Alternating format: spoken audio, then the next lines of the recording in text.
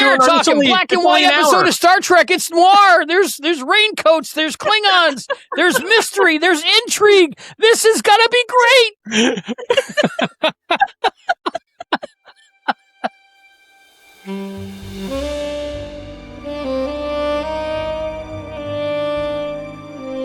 Hello and welcome back to Treksploration.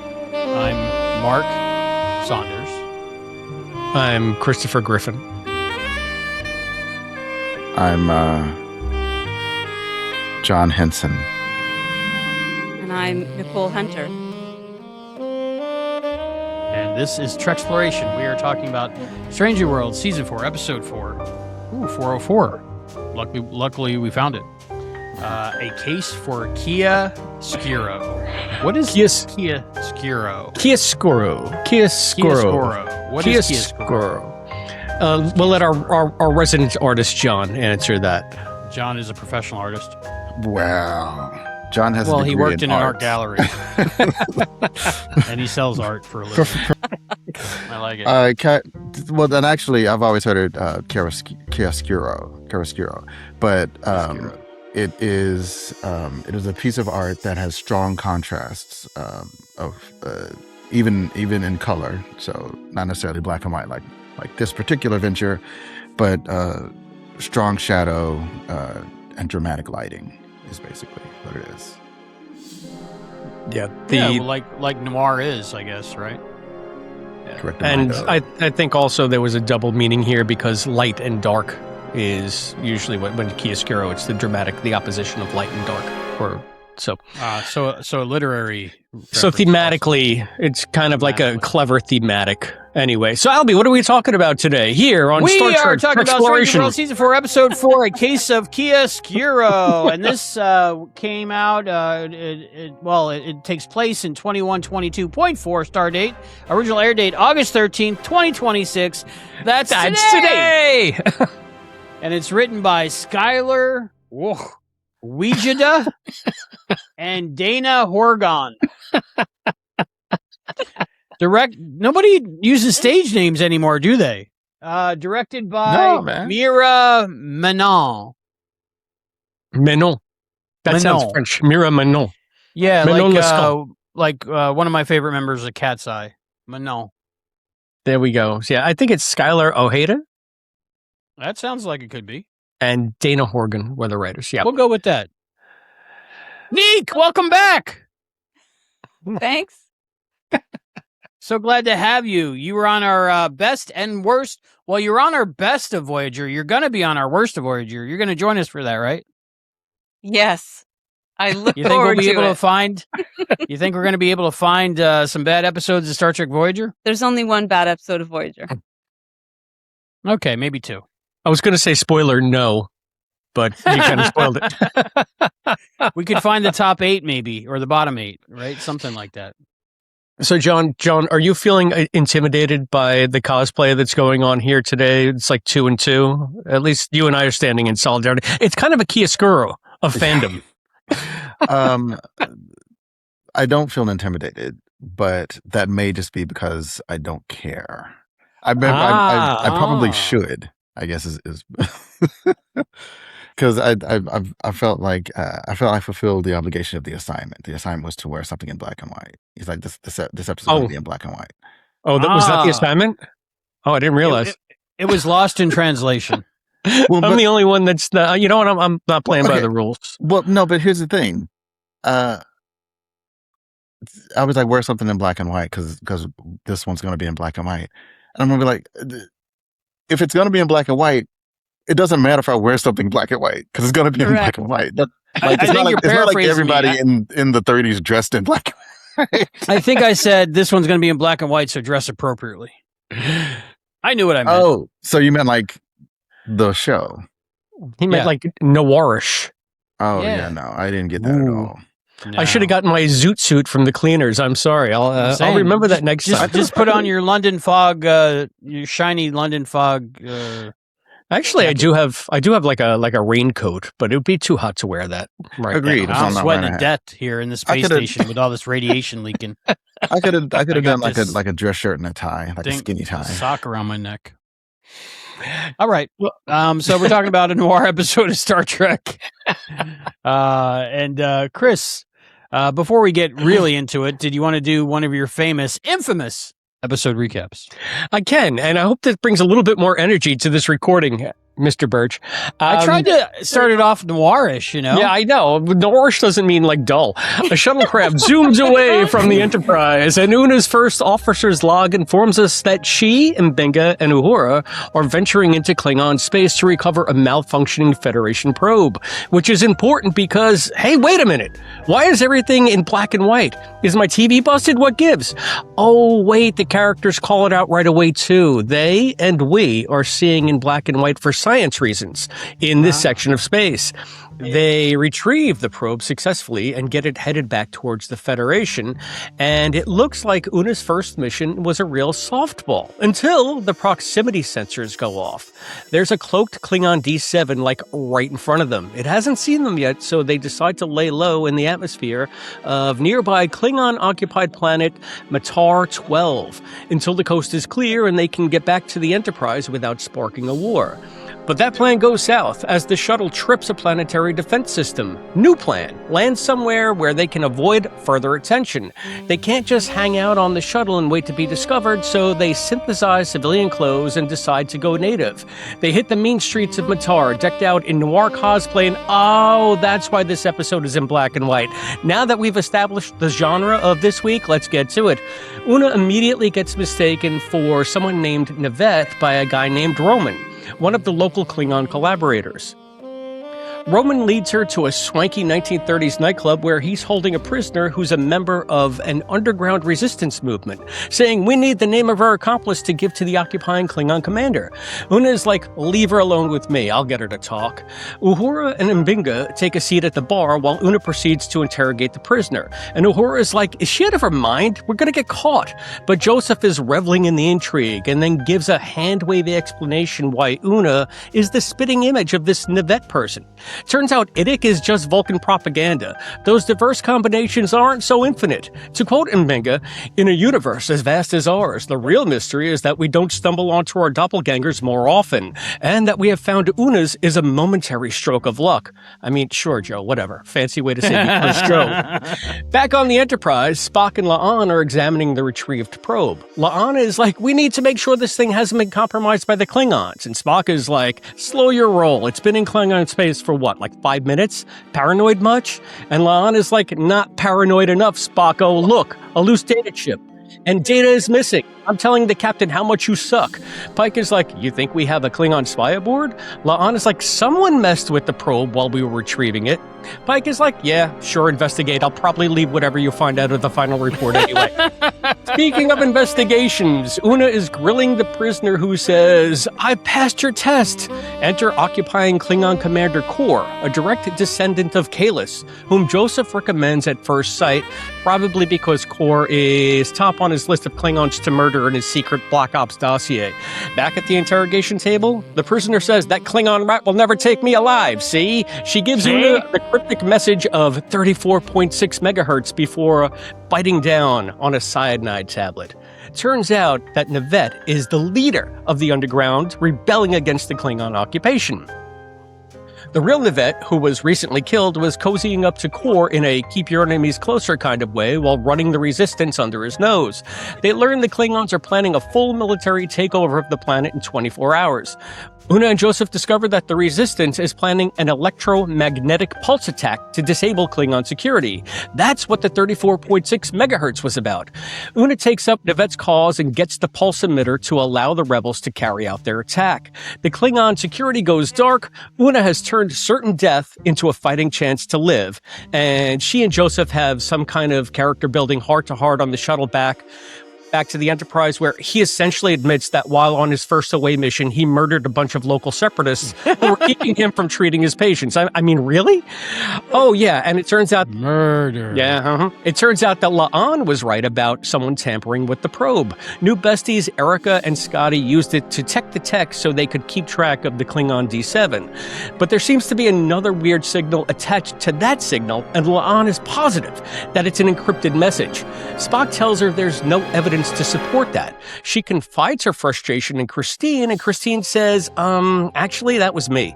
I was secretly contacting the starship Yang, which is on a secret, unsanctioned mission in Klingon space. I had to erase any data the probe may have collected about their whereabouts to help keep them safe from the Klingons. La'an shrugs and says, I'd tell the captain, but he'll keep it out of his report anyway. I'll keep mum. At least I'm not paranoid. Or am I just paranoid enough? The end. This time, for the fourth time, on the fourth season of Star Trek, Thank you, Strange Chris. New Worlds. Woo! You're a sweet kid, Chris. You're a sweet kid. Hey, I'm a 23 skidoo, and hey, at least they weren't speaking in like a patois, right? I mean, no. A This is case of mostly a visual thing. Chiaroscuro. Look, you mug. Chiaroscuro. Chiaroscuro. I drive a Chiaroscuro. Yeah, that's cool. Black and white, probably. Nique, first impressions of this episode, 404. Strange New Worlds. Oof. A case Right of off the bat. Chiaroscuro. With the hardball questions. Yeah. I felt about this episode the way I felt about the entire season, which is largely indifferent. Okay. John. Right.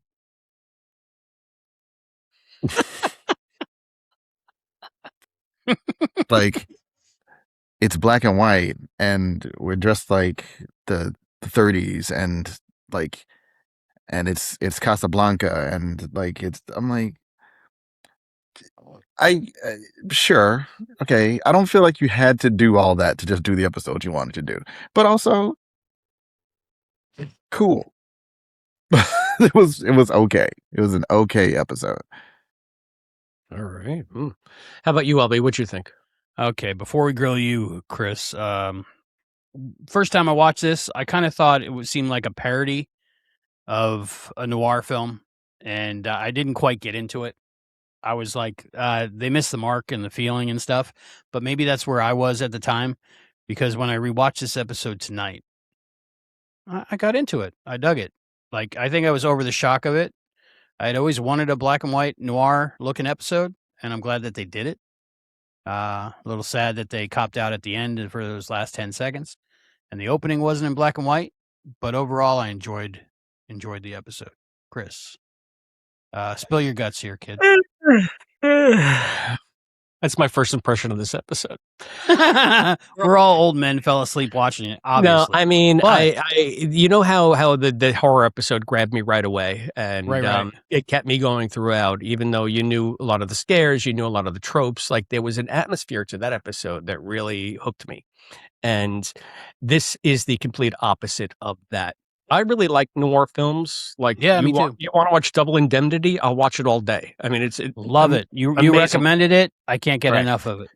However, what this episode cemented to me is what I'm just trying to figure out what's going on with Strange New Worlds lately. I mean, because it ostensibly started out as a Star Trek show where they said, hey, why don't we just do Star Trek again?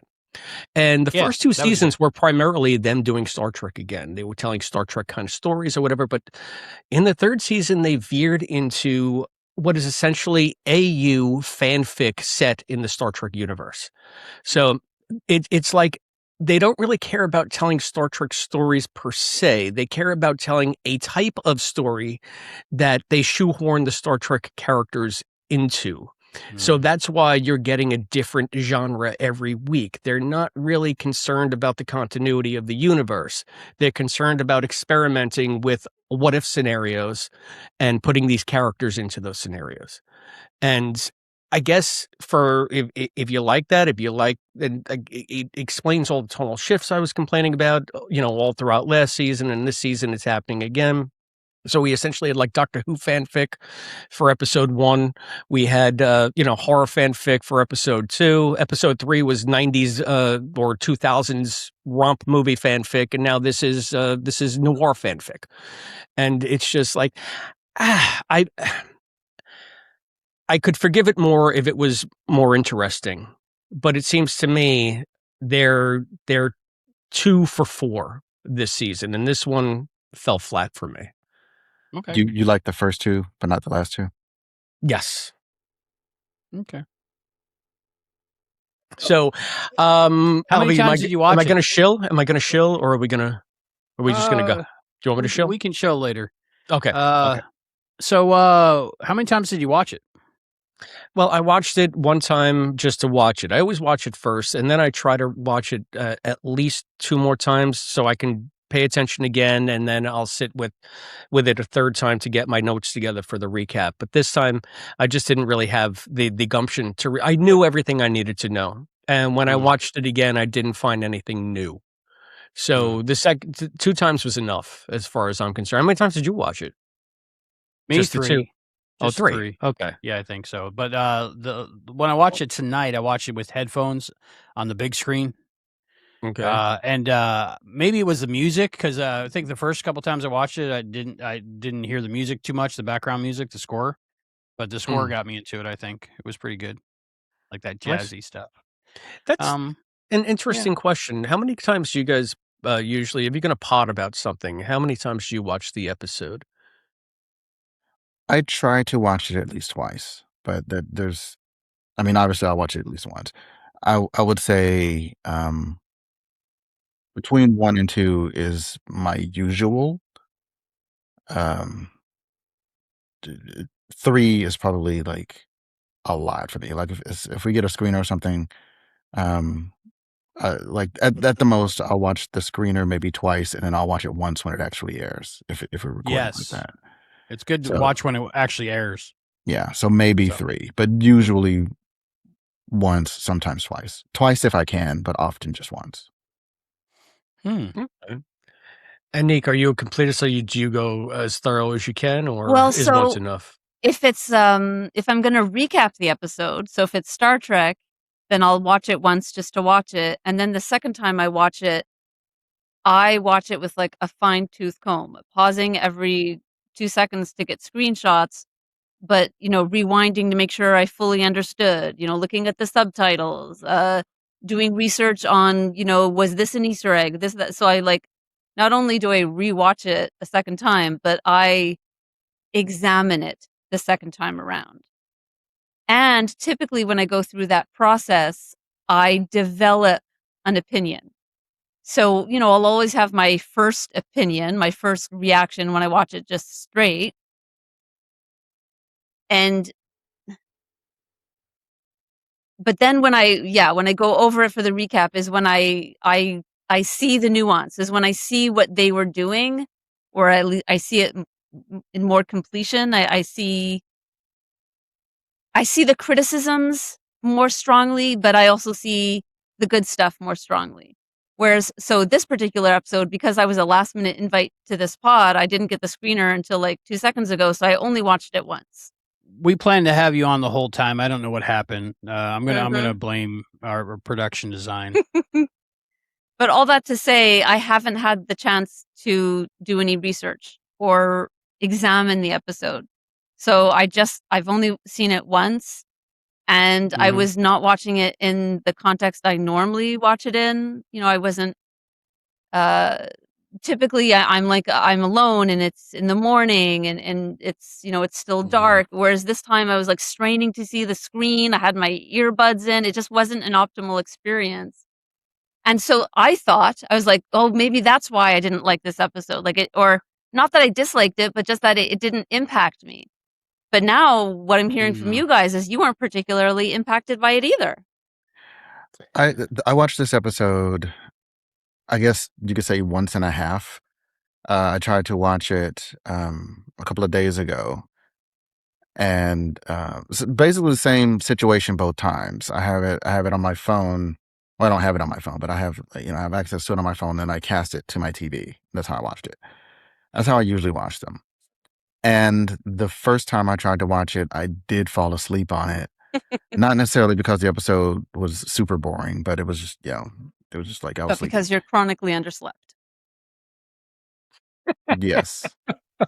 Let's go on a sleep tangent, Nique. Tell everybody why they're not sleeping enough. I'm sleeping too much and not enough at the same time. That's you're sleeping problem. a lot badly. You're failing at sleep. Fail at sleep often. So I saw the first half of it, basically up to the point where they discover when they go into her office. Let's say that's about as far as I got last time. And I think I did have to stop for something, and I just never got back to it, and then I went to sleep. You were moving, like your new place, John. Thank you. It's got blinds and walls. Hey, you got a window. You're not underground anymore. You're moving on up. Yeah, I had windows even when I was underground. They just weren't very effective.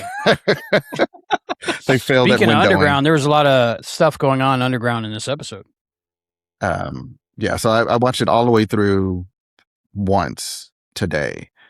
And I didn't just pick up where I left off. I did start from the beginning and watched it completely. And I did. Maybe I was paying more attention, or maybe I needed to watch it twice to kind of get a lot of the. I don't know, man.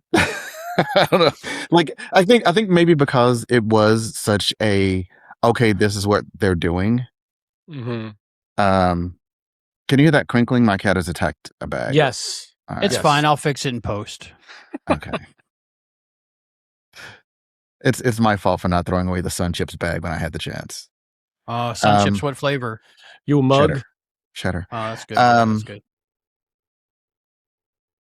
Yeah, but maybe because like I did see, okay, this is what they're doing, and they pretty much did exactly that. Not that I wasn't paying attention, but I kind of wasn't paying attention. I was skimming the plot, because once they're like, "Oh, you look just like so and so. Oh, you're our leader. Oh, and you're also this." Like I got it. Like I got it. Yeah. And I'm not even like a huge fan of noir. Like I like as a genre, it's fine, but I wouldn't say I've seen like all of the classics. But I've definitely seen Casablanca, the original. Yeah. Oh, you know what I watched recently? Strangers on a Train. That's a good one. Yeah. You see that one? Far from what I was guessing. I don't think so. Strangers on a Train. Hitchcock. It was really good. I think Strangers with Candy. Not Double Indemnity good, but it was good. Do you think this episode suffered from us all having seen Spider Noir? Because Spider Noir did this so much better. I haven't seen Spider Noir.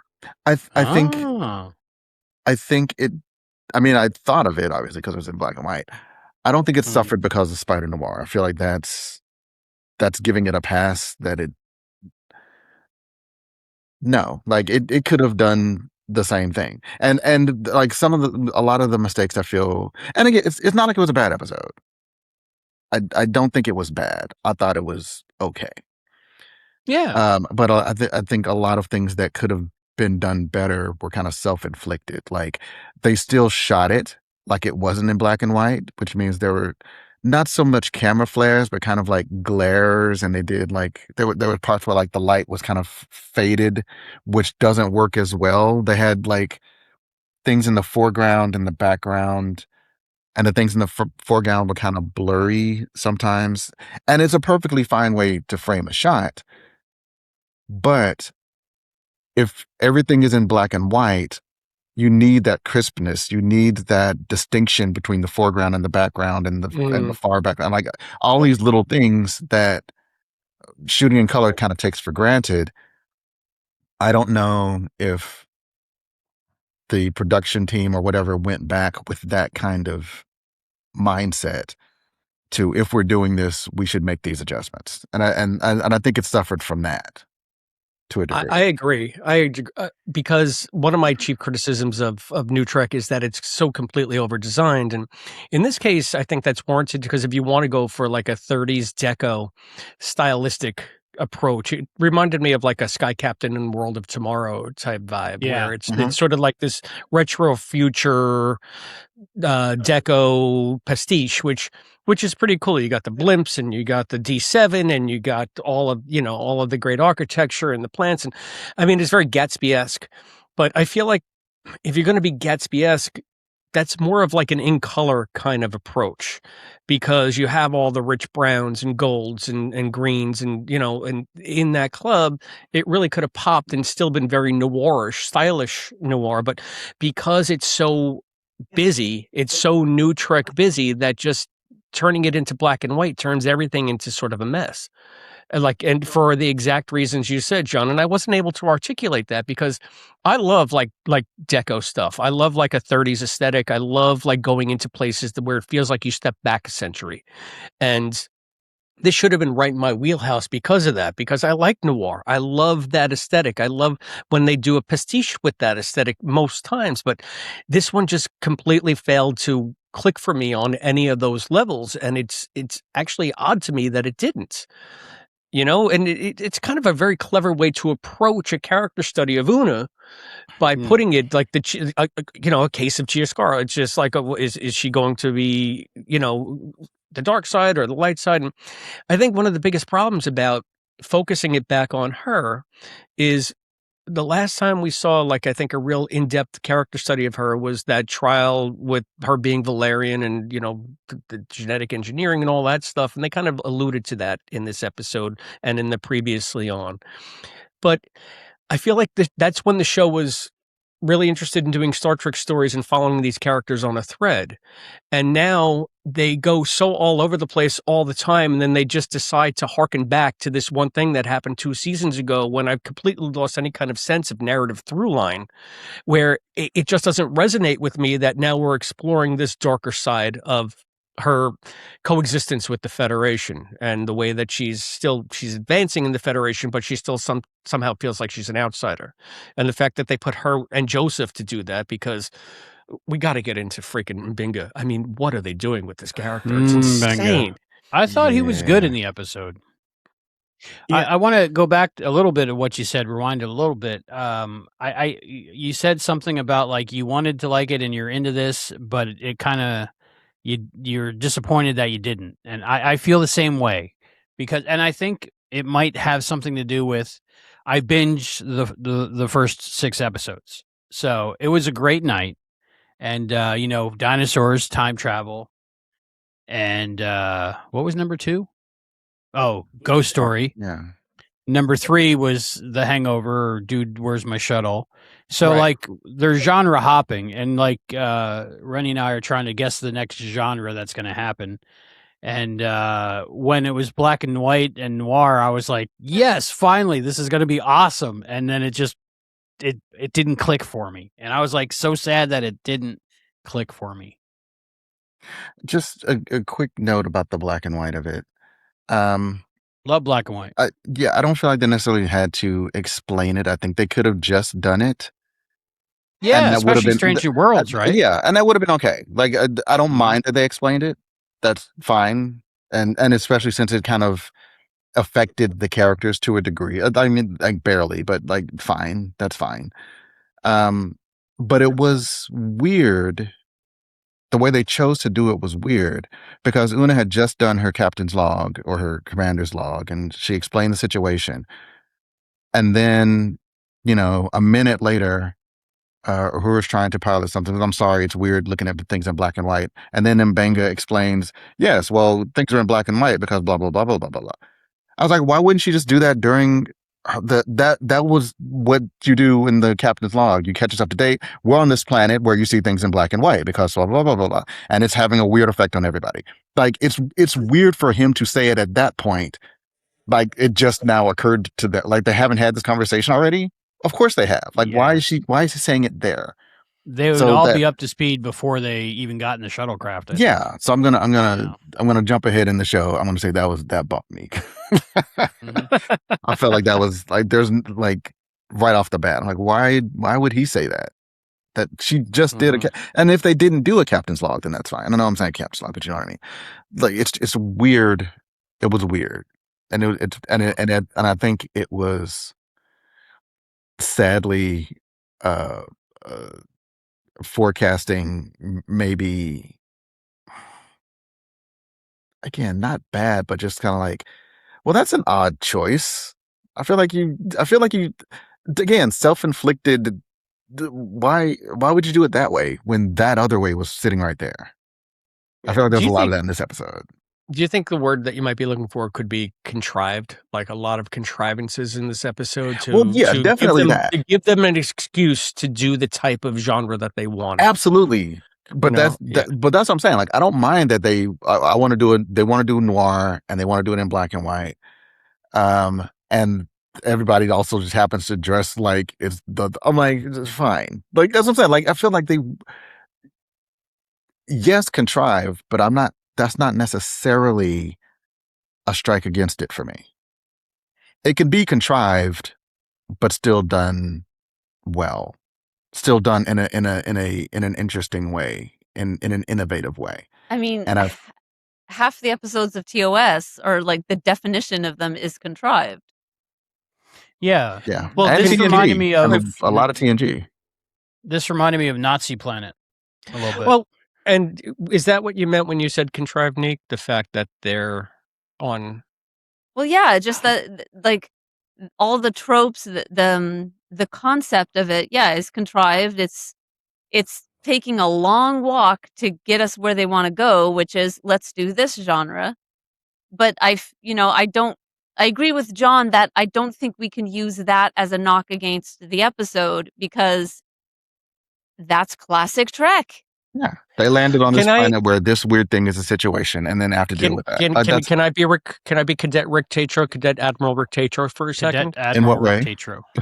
Go ahead and tell me what we're talking about now. Because I've been thinking about this. And I was going to say they did the same thing on TOS because they were a Nazi planet. They were on Gladiator planet. They were on whatever costume they had left over from whatever production was on the lot planet, and Rick is always very vocal about the fact that he loved TOS and the fact that he sort of fell off when DS9 because he always saw Star Trek as allegory.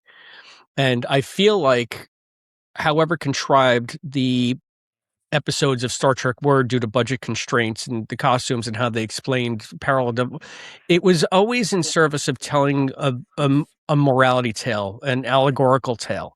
Whereas this is just doing it for the sake of doing it. It has nothing to do with the meaning moral message of the week. It's just, wouldn't it be cool if? It really is an Elseworlds Star Trek. What do they call it in Marvel? What if? Yeah. So I'm a DC guy. So it was always, and I love Elseworlds. Like, I loved buying those books because it was always shaking everything up and it was so completely like it was the same, but it was different. And I should be loving this stuff, but it's just like, at the end of the day, it's just, there's no substance. See, I would disagree. What's shaking dicks? I would disagree with you on this one because I do feel like the substance is there in terms of Una deciding, we know the character, but even if we didn't know the character, they established she loves her rules, she loves her list, she loves following the book, and her making this conscious decision to not do that as part of, I feel like, I feel like it, no pun intended, a lot of noir is about the gray, about like, not everything is black and white, not everything is good or bad, and even the bad guys are good and even the good guys are bad kind of situation. So I feel like the theme fit the story fine. I didn't have an issue with that so much. Now, you could, I felt like the theme, I didn't even have a really problem with the theme. I feel like the story had some issues. But I think if I'm to boil it all down, I feel like the biggest knock against this episode was really just the execution. I felt like the idea was fine. I felt like the conceit of how they're doing it was fine. And there were I felt like there were some good moments in it. But to Chris's point, what did we learn in this episode? I think it was a question of morality, a question of, do you follow the rules or do you do the right thing? Okay. And the world's not so, and as Mbinga said it, everything's not so simple, and as everything's not in black and white. For me, what I got out of it was, keep resisting, keep hoping for a better future, no matter what the circumstance is, which is very of the time. And maybe it'll be okay eventually. Oh, you mean like the moral of the story, Nique? Is that what you're asking? Yeah, that's what I was getting out of it. Like, it's important to do the right thing, and in a society where there's a government that is oppressive like that, the right thing usually is the illegal thing. Yeah, I would. Yeah, I would say do the right thing, even if it's against the rules. Was if Right. you're looking for a moral of the story. Probably, yeah. But the probably the main thing I think was, you want a villain that you can hate, but they're Klingons. So, for the most part, we love the Klingons, or, we're at worst, we're bored by the Klingons, but they don't make a good, you kind of understand Klingon culture and you have favorite Klingon characters. And so they're Klingons, so they're controlling the planet. But you don't really fear them because, deep down they're not bad. They're just stupid. I think Klingons are bad. I think that's a very you opinion. Albie. Okay. Yeah, I do not agree with that opinion. I might actually say that the only thing about this episode that did work for me was the Klingons. Because interesting. finally we're seeing what we've always been told the Klingons are. We know they're a conquering race. We know that I'm sorry, they kind of are like the Nazis. Not that they are interested in genocide, but just that they don't give a shit about your culture. They're just going to come in and conquer, and maybe more like the Mongols is a better comparison. They come in, they take what they want, they use your resources, and they don't care who dies in the process. They have honor, but the Klingon idea of honor has always been a farce. So to have them be presented as they are an occupying force makes absolute sense. Maybe that's what it is for me that I didn't quite get, because they haven't done that before, really. Well, again, a little bit in TOS. We've right? been told that they do that, but now we're finally seeing it. I think we saw it in Errand of Mercy. Yeah, Errand of Mercy was the first one that did then introduce Core. That's another thing. It sounded like they named this guy Core.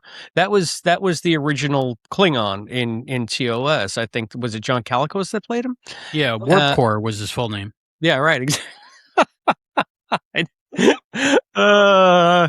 You make me laugh anyway, Albie. Thank But you. I think one of it's hard for me to say that there was any kind of narrative tension about Una's choices here, because she never seemed especially conflicted to me about any of this. She was just going along for the ride. Yeah. And then at one point she just says, "Oh no, we're going to stop the Klingons." Well, that is not really her breaking the rules. That's in the best interest of the Federation on a border planet right on the neutral zone. So I can't really see a conflict for her there, and she's liberating these people from colonizers. Well, and then we had Core say, hey, this is the last night that you guys all get to do all this swanky 1930s cosplay, because when we come tomorrow, we take over the entire planet. People are going to be moved and live where we tell them to live, and they're going to do what we tell them to do. And this party is over, dude, just like Nique said. When they were at the checkpoint and people didn't have their papers and one guy runs, they capture him and they take him away. I would think a Klingon would just vaporize him right there, just to set an example. But they couldn't, because Uhura had to go through the same thing. So yeah, I thought he was killed. No, he was taken away. I think that's because they think that anybody that doesn't have the papers is part of the resistance. Okay. So let's go interrogate them, and that's when they introduced the concept of this mind sifter. That actually is fine. Another ludicrous part of the episode. That actually makes it better for me because I was like, why wouldn't they just vaporize him? But if they captured him and then captured her to show that this is what they do, they capture the people instead of vaporizing the people. That's fine. That's fine. Which is almost scarier that makes it more sense to me.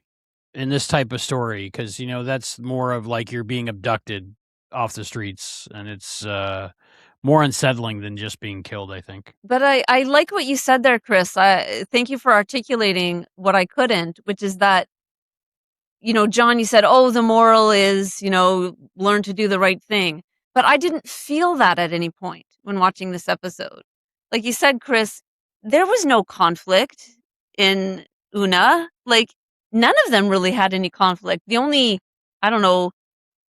conflict, if you want to use that word, was Uhura not understanding what she's meant to be doing, which for me, that's what bumped me in this episode, that Uhura was so freaking incompetent. like, she's been to the academy like everyone else. I mean, maybe she wouldn't have had black ops training, but she'd have a minimum of training of how to conduct yourself on an away mission on a planet where no one's meant to know who you are, surely. So her being so out of it and so unsure what to do really bothered me. I feel like it's not the first time that they've made Uhura less capable than I feel like she should be. One of my favorite things in the old Mission Log podcast with Ken and John was they would call it the Gumbification of such and such a character, and they would always take McCoy. McCoy is whatever the script needs him to be that week. So sometimes he's curmudgeonly space racist. Sometimes he's the hero of the hour. Sometimes he's whatever. He hates Spock. He hates what. And I felt like they needed to do this to Uhura so that you could have Joseph explain to the audience. She was like the stand-in for the audience saying, what is going on here? What are all the moving parts? It was really just a tool for heaping helpings of exposition is what it was. And it was so irritating and so unnecessary. I mean, I don't know, maybe for a 12-year-old it was necessary. And maybe the audience for New Trek is teenagers, but I found it tiresome. It was like, yeah, I've seen a movie before. I don't need this exposition. I was okay with it. I certainly noticed it. I felt like she was obviously the slowest to catch up, but I also felt like, she is still relatively fresh out of the academy at this point. So this is the first time she has been in this situation. So yeah, you do the training, but that's different than being in the field. And so, and so he has to talk with her at the bar. Like, here's how you do this. And I didn't feel like she, it's not like she, what's going on? Like, she wasn't that bad. Like, she was fine. Klingons. What? I feel like she was fine. I feel like she was fine. And whatever competency question you may have had, I feel like she certainly redeemed herself during the interrogation and when she so I'm not done. We got to talk about that interrogation, don't we, Nick? That she knows Klingon? Is that the issue? Sorry, say again. I missed that. Go ahead. Yeah, I'm sorry. Go ahead. Well, just that whatever language they were speaking to her in initially, she wouldn't know that language, right? Like, there's no way for her to know the language of whatever planet they were on. So she must have been using her universal translator in her head or whatever to understand what they were saying. So when they switched to the super obscure dialect, her universal translator would still be functioning. And that's how she would understand what they're saying, not through her super special, understanding a million languages skills. So it didn't have to be Uhura. And I'm not saying I wanted it to be someone other than Uhura. I'm just saying that her win hinged on her knowing this dialect, but she had a universal translator. She didn't need to know any dialect. I'm going to tell you, Were Nick, they human colonists? I didn't think about that at all. Human. That's they a very looked good human, point. like every alien in TOS looked human. They were not human. Yeah. They even said whatever the name of the planet is, what do they even look like? And I guess they nailed it because they fabricate. Maybe they had something. I'm thinking, like, how did they figure out that they dressed in 30s noir clothes? They don't have a database on this planet because it's past the neutral zone or past. What do they even look like? I don't even know there is a neutral zone. They look exactly like you. Again, that's another what I'm talking about. Like the execution, like that was a weird way to do that. They could have just had a scene when they land the shuttle. Like, what do they even look like? I don't know. Hang on, let me see what I can see on the see if I can find a shot of the city. Let me see if I can see what from like the shuttle's cameras or whatever. And you have them looking at the screen and they're like, oh, okay, we can do that. And then that's it. And then you cut to them where they see, here's what they're wearing. Oh, great, they look human. Can we assume that happened off screen? I mean, I guess we have to. Sure, we just assume, right? I'm fine that it happened. I mean, no, I agree with John. It would have been less jarring if we had seen just even like 5 seconds. Or if they had not said, we don't know what they look like. If they had said, actually, did you read the briefing? Because we're in for a treat. We get to dress like this. That would have been better. Yeah. Just something where, why would they set up that they don't know? and You know then why? in the same scene. That's what I'm Yeah. saying. Like it was I think again it was weird. They were giving themselves like soft tissue injuries, contorting the story and the logic to the story they wanted to tell. So no matter what, it's just like it's almost like in the writer's room. But what about this? Let me just write a line to appease that. But it is. But I'm not saying it was done well. I'm saying it was done. They just shoehorned it in there, and I can say why they wouldn't know this planet because it's not in Federation space. No, They're there on the down low to get that probe, and the probe, just wandered there by mistake, and they don't want to lose whatever we're data. all in agreement. My issue is not that it looks like the 30s and it happens to be in black and white. I don't care. That's fine. You're like, well, they want to do not. No, sure, fine. What I'm saying is, why would they even bring up, we don't know what they look like or how they dress, and then Unless it's going to be not relevant. explain how they now know what they look like and how they dress. They didn't even have to say, we don't know what they look like or how they dress. Like they could have just like, oh, we need to blend in. Oh, okay. I'll have the replicator. I think I know why they look did off the that, thing. John. I think poor writing. I think, but that's the feeling I walk away with in this episode. I think is it's a noir, like an homage to noir genre, Sure. but maybe it's a generational thing, and maybe it's made by people that never got into noir and studied noir and watched noir and experienced noir. Please don't give them some excuse as to, well, they're under 30, so they don't understand how TV works. Like, no, they just did a bad job. Like it was I'm saying, did the people doing the episode have the skills and the knowledge of the background to do it? I mean, when they go to film school, you're assuming some of these people went to film school, right? You're supposed to study these great touchstones and classic. The problem that I am citing is not a function of it being a noir story. The problem that I'm citing is a function of that was a weirdly constructed scene, and they've, again, self-injury. They could have either not said, we don't know what they look like, or they could have explained after, we don't know what they look like. Oh, here's how we now know what they look like. I'm saying that's just storytelling. That doesn't have to do with them being in a noir situation. It would be the same thing if it was if they were on an underwater planet or whatever the idea is. Hopefully they do that before the end of this series. That would be great. But again, I think we're at that point, John, where you need to be in the room and say, don't do the stupid thing. It couldn't hurt. Yeah. Yeah. Again, like they just. But if we, I'm gonna. It's been about 8 minutes. I'm gonna say again, I don't hate the episode.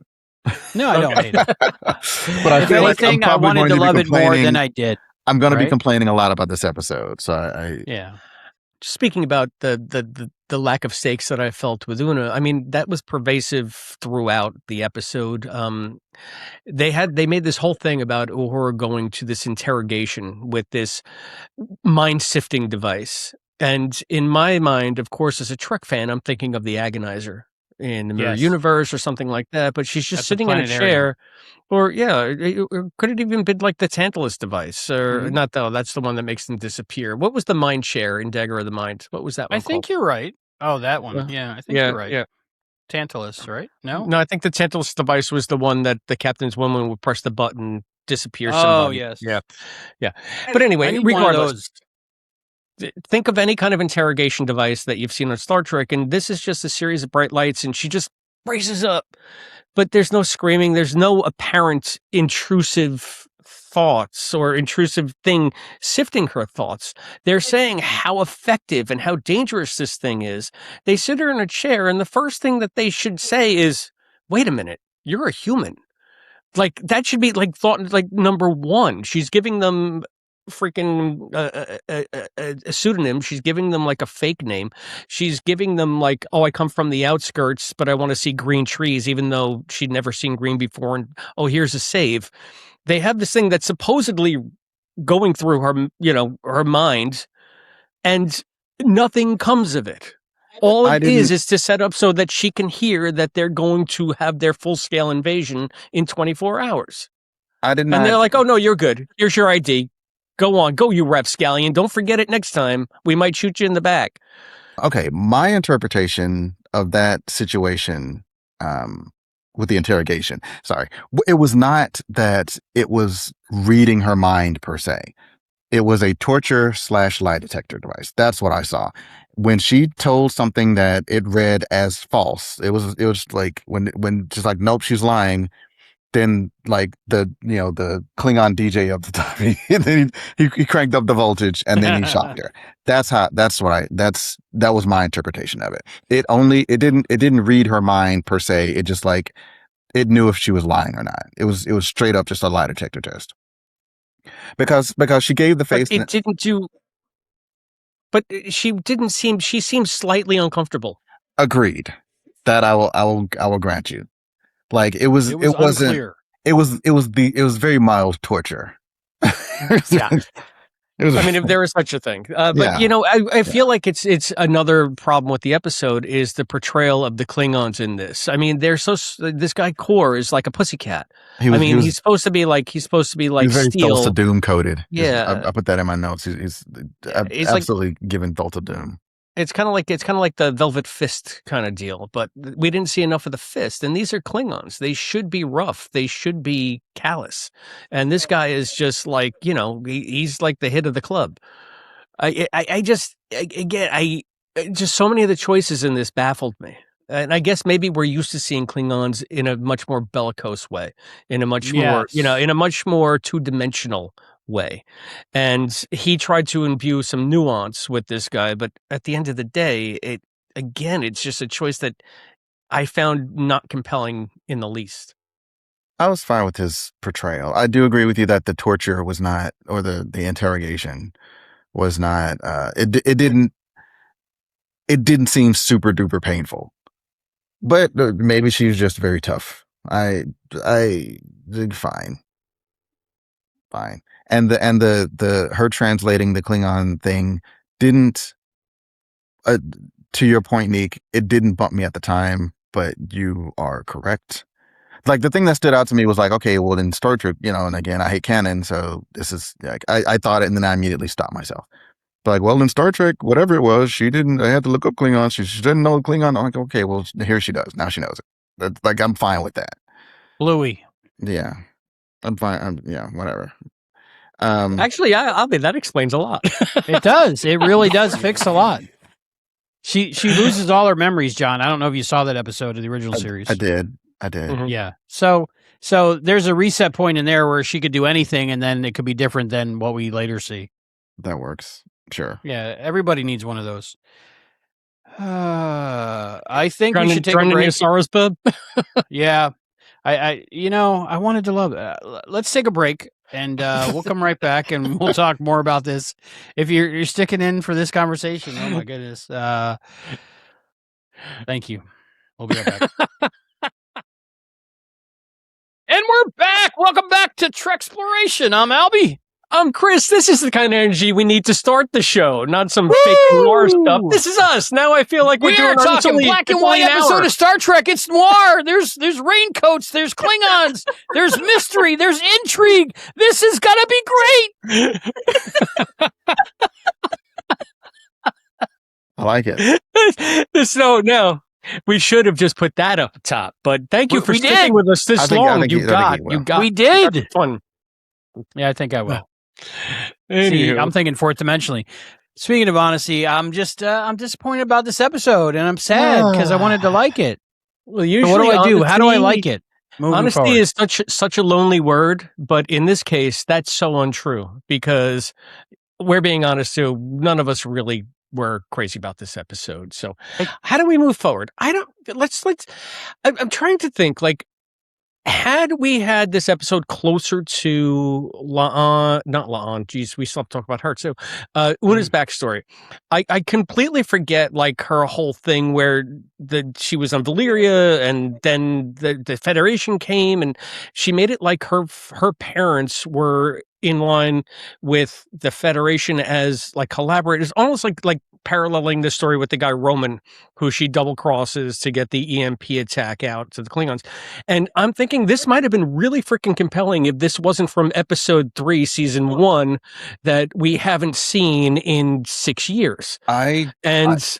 I don't even know if that was. I thought that was new information. I thought we had like and maybe it's not. You're absolutely right. It might be something that we might have already heard the story. I didn't remember it at all. At all. I know, generally speaking, kind of how she came to Starfleet. But if this was a thing that was part of her backstory, I did not remember it. And I'll tell you, Nique, you pointed this out last week. I was listening to that Star Trek podcast when you guys were talking about Ghost Ship. Despite the tropes, despite what we saw that we've seen in every other horror movie, they mined that for a lot of good character work.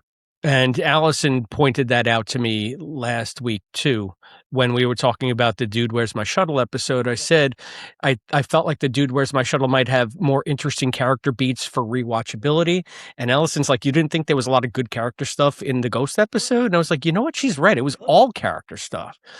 And I feel like they're trying, at least with that, even maybe that's the through line they're going for. It's not so much that Star Trek-y feel, but we're really trying to invest in doing these fun stories, but also nailing the characters.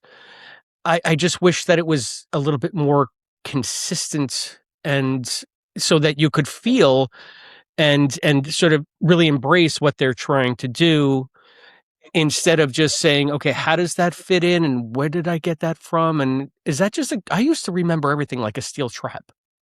I used to read like okay, but it also wasn't. That contradicts this episode here and that. Now I don't even remember if I've seen the episode. But to your point, I mean, we're all very old. That's probably part of it, but you're not wrong in that season 1 was what, 5 years ago or something? Yeah, that's fair. I think working on 9 or 10 now. Is that right? No. Oh, okay. But it just feels that way, doesn't it? Yeah. Okay. I feel like I wrote down a list of complaints, but again, it was just a dumb way to do it. Like, Ortegas did not need to be in this episode at all. Oh, wait. Let's talk about Ortegas and Scotty. Let's talk about the La'an storyline. My best friends, you make me sabotage shuttles and probes.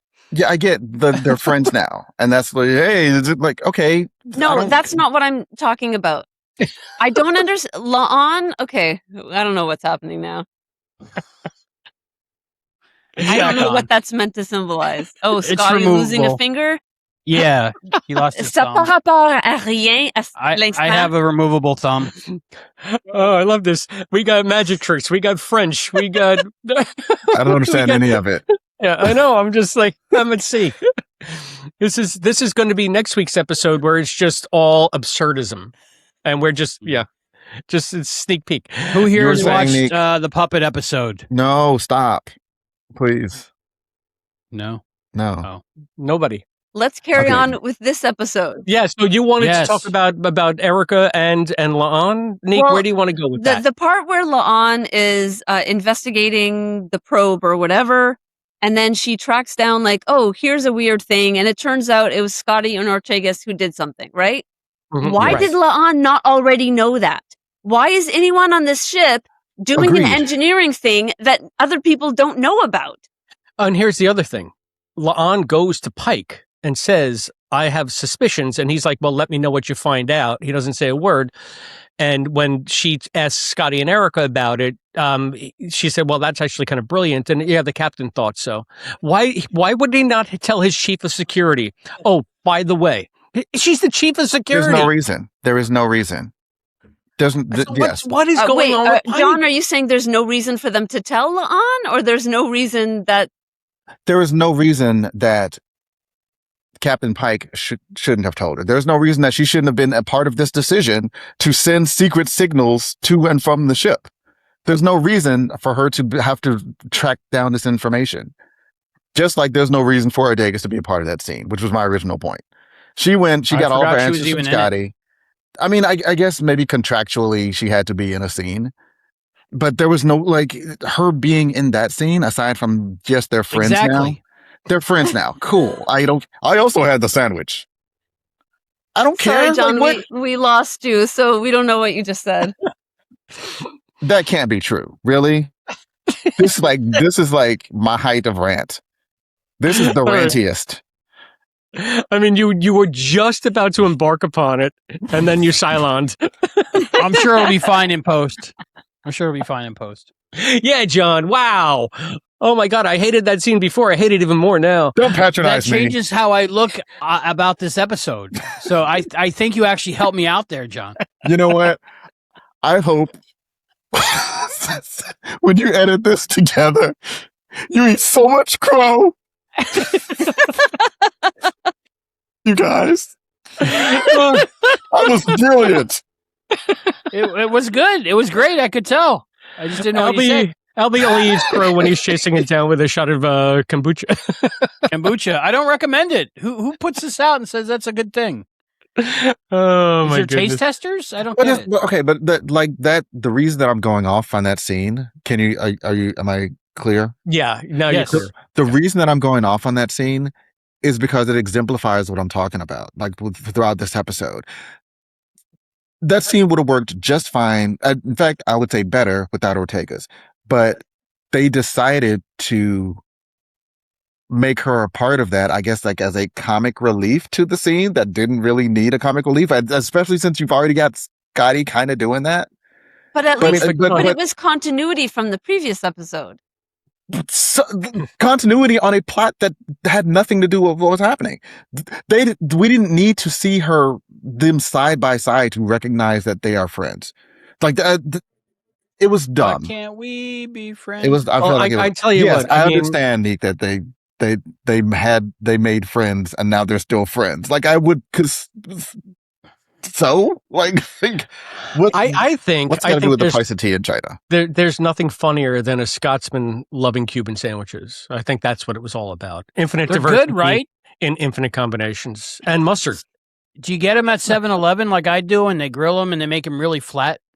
They're No. really good. Chris, They don't make Cuban sandwiches at 7-Eleven. What 7-Eleven are you going to? This is All the ones around here, man. The Mandela effect, man. No, all the way around here. Yeah, I think Okay, Chris, don't eat food That's where we get our from 7-Eleven. Okay, and I gotta get a notebook and write this stuff down. This I is gotta what say, I needed, you a don't, life because she'll coach. tell honestly, you anytime she you don't sees need a notebook. What you need to do is do anything that you would normally do, and just imagine Nique yelling no. Okay, Okay. which is I like literally it. anything that you would normally do. Good Just do things. the You don't opposite need of it all your 7-Eleven. instincts. It should be your Summer Okay. of George right there. what about Slurpees? Are those okay?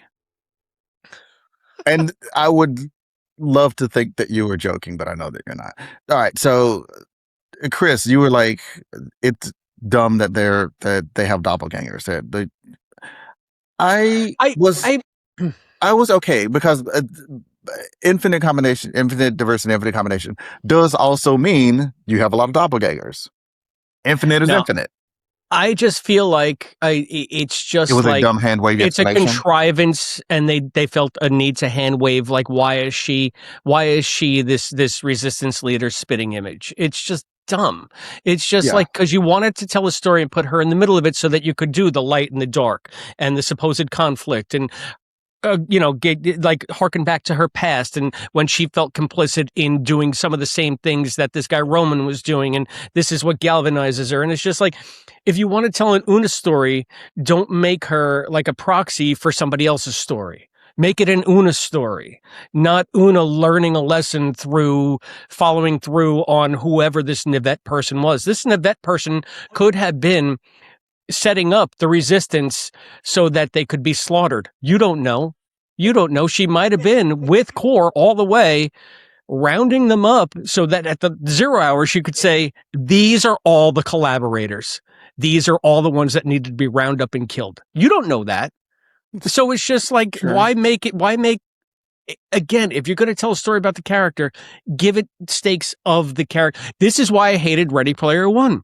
Ready Player One was predicated on this guy reliving and doing, like, recreating scenes from existing properties and finding Easter eggs in video games and like that. He never went on his own journey. His journey was repeating the successes that others had already found out. And I feel like this is, it's that same sort of, I just want to tell this kind of story because I want to say, oh, remember that video game? Remember The Shining? Remember this property? Yeah, I know, Albie. But I tell you, It's just like, how about tell a compelling story about this character instead of letting this character live vicariously through other compelling stories?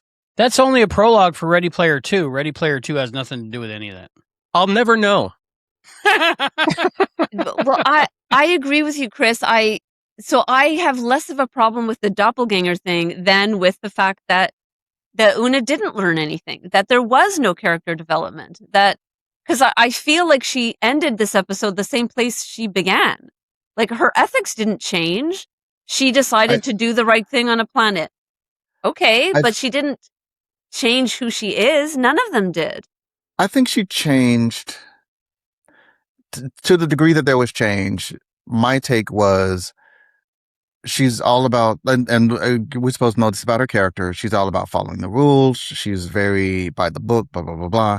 And over the course of the episode, she learns that, you know what, sometimes you got to break the rules for the greater good, and okay, so here's my larger, I guess, question. Although I think it's not so much a question. It's kind of like, what do you guys think about it? So, she does this thing. She breaks the rules for, there's this peace treaty. Basically, there's this non-aggression, like no whatever, and she goes against that because she feels like it's the right thing to do. And Nurse Chapel does her thing. She breaks her rules because she feels like it's the right thing to do. And Scotty and I guess Ortega's do their secret mission thing because they feel like it's the right thing to do. And at the end of the episode, after tracking all this down, La'an giving her report doesn't mention the thing that Nurse Chapel did because it's the right thing to do. And Pike is like, okay, well, if something does, there's something you feel like I should know, you need to let me know, or don't just trust me, like I'm always here. Basically, my door is always open if you have secrets that you want to tell. Is this kind of the natural consequence of just the way that Pike runs his ship, where people may or may not share information and they may or may not be in the report, and like, because all of this mystery thing that she's tracking down should not have been a mystery. Because especially since it's been established on this ship that Pike will cover for you, basically. If you come to him with your deal, he's got your back. So when La'an first goes to Pike and like, here's this weird thing, that should have been, frankly, the end of her storyline, because Scotty is doing this thing and there's a signal, and also Nurse Chapel did this thing because he should know that, because she should have gone to him with that. And I understand it's not widespread information, and even if you don't include her from the top, the captain should know, because the captain has been established. I tell me whatever, I got your back. So the captain should have all of this information. When she goes, hey, there's a weird signal thing, he should have had that information and given it to her. And so if he in fact didn't have the information of what Nurse Chapel did, and she comes and La'an withholds it, because 2 episodes prior he withholds the thing about, I didn't put you stabbing Kirk in the report because we fam, we got this, it's cool. Okay, so how is this not going to lead to anarchy and chaos? B, is it just me, or did it seem like Spock knew and was deliberately kind of throwing her off the trail? Because it was very, I felt, un-Spock-like to continue to shoot down valid hypotheses.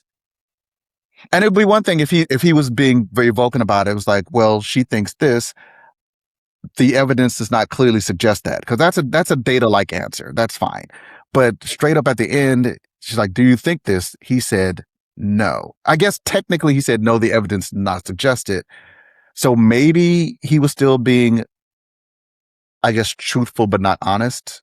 A lie of omissions. Like, technically he wasn't lying when it's like the data doesn't suggest it, or maybe he was like trying to point her in the right direction. It's like, well, the data doesn't necessarily suggest that, so maybe you should try another line of thought.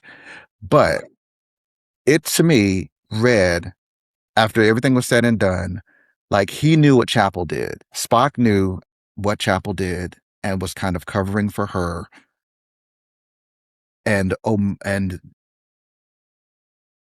by way of not revealing that information to La'an, and maybe not even to the captain. And I don't know that that's the case, and I don't know that it's not the case, but the fact that there's so much evidence, there's so much history of it being a question as to whether or not the captain would know this stuff, I feel like is a poison pill in this show. Now I'm done. I don't know the writer's intent. I hope that Spock being contrary to La'an is further evidence of my theory that he's going to soon break up with her. Because I Mhm. felt it was really clear after or at the end of the Griffin incident that Spock was done with La'an, which is why it surprised me that they were still together in Dude, Where's My Shuttlecraft? So I didn't. so I I was hoping that in this episode, him being contrary to her was him being like, I'm done with this bitch, sort of thing. I did not necessarily get that, but then I listened to that Star Trek podcast where you said that, and I was like, okay, I guess I could see that. And so I went into this episode with the idea that they were already broken up. It's like they weren't particularly romantic, and especially when they had that kind of argument on the bridge, Mm-hmm. and everybody turned around afterwards. I'm like, that was rough. Like, you guys doing this in front of everybody? And I didn't think that they were like yelling, but apparently everybody heard them because everybody on the far end of the room turned around. Can I just, and Albie, cut this if you think you need to, let you know that episode 1 was episode 1. Episode 2 in the production order was Dude, Where's My Shuttle? This was episode 3 in the production order, and episode 4 is Ghost Ship. So I made some reference to this before. I was just going to say, they're airing them out of production order, so the continuity of the Spock La'an demise is a little bit haphazard.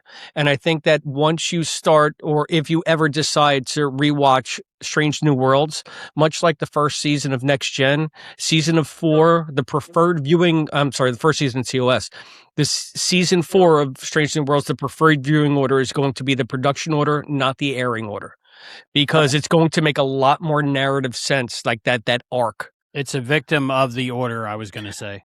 Well, I hope you don't cut this out, Albie. That helps me to know that the Griffin incident is meant to take place after Dude, Where's My Shuttle and after this one. That adds up because the end of the Griffin incident is so impactful, and then after that they go to shore leave and everything's great, and La'an is being super violent, but no one red flags that after her having tried to murder someone that Spock is just hanging out with now. That was extremely irritating. Yeah.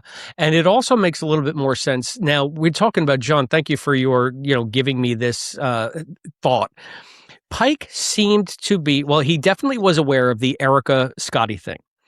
And he just left La'an hanging, saying, go investigate. Tell me what you find. It's like he's testing her. Let me know, like, he's trying to see how crazy are you getting, because you punched the dinosaur in the face this week. Last week you were on Shirley Planet threatening to kill people in a yoga class. And now you seem to be increasingly, paranoid or at least suspicious of everything around you. You tell me what you think is going on.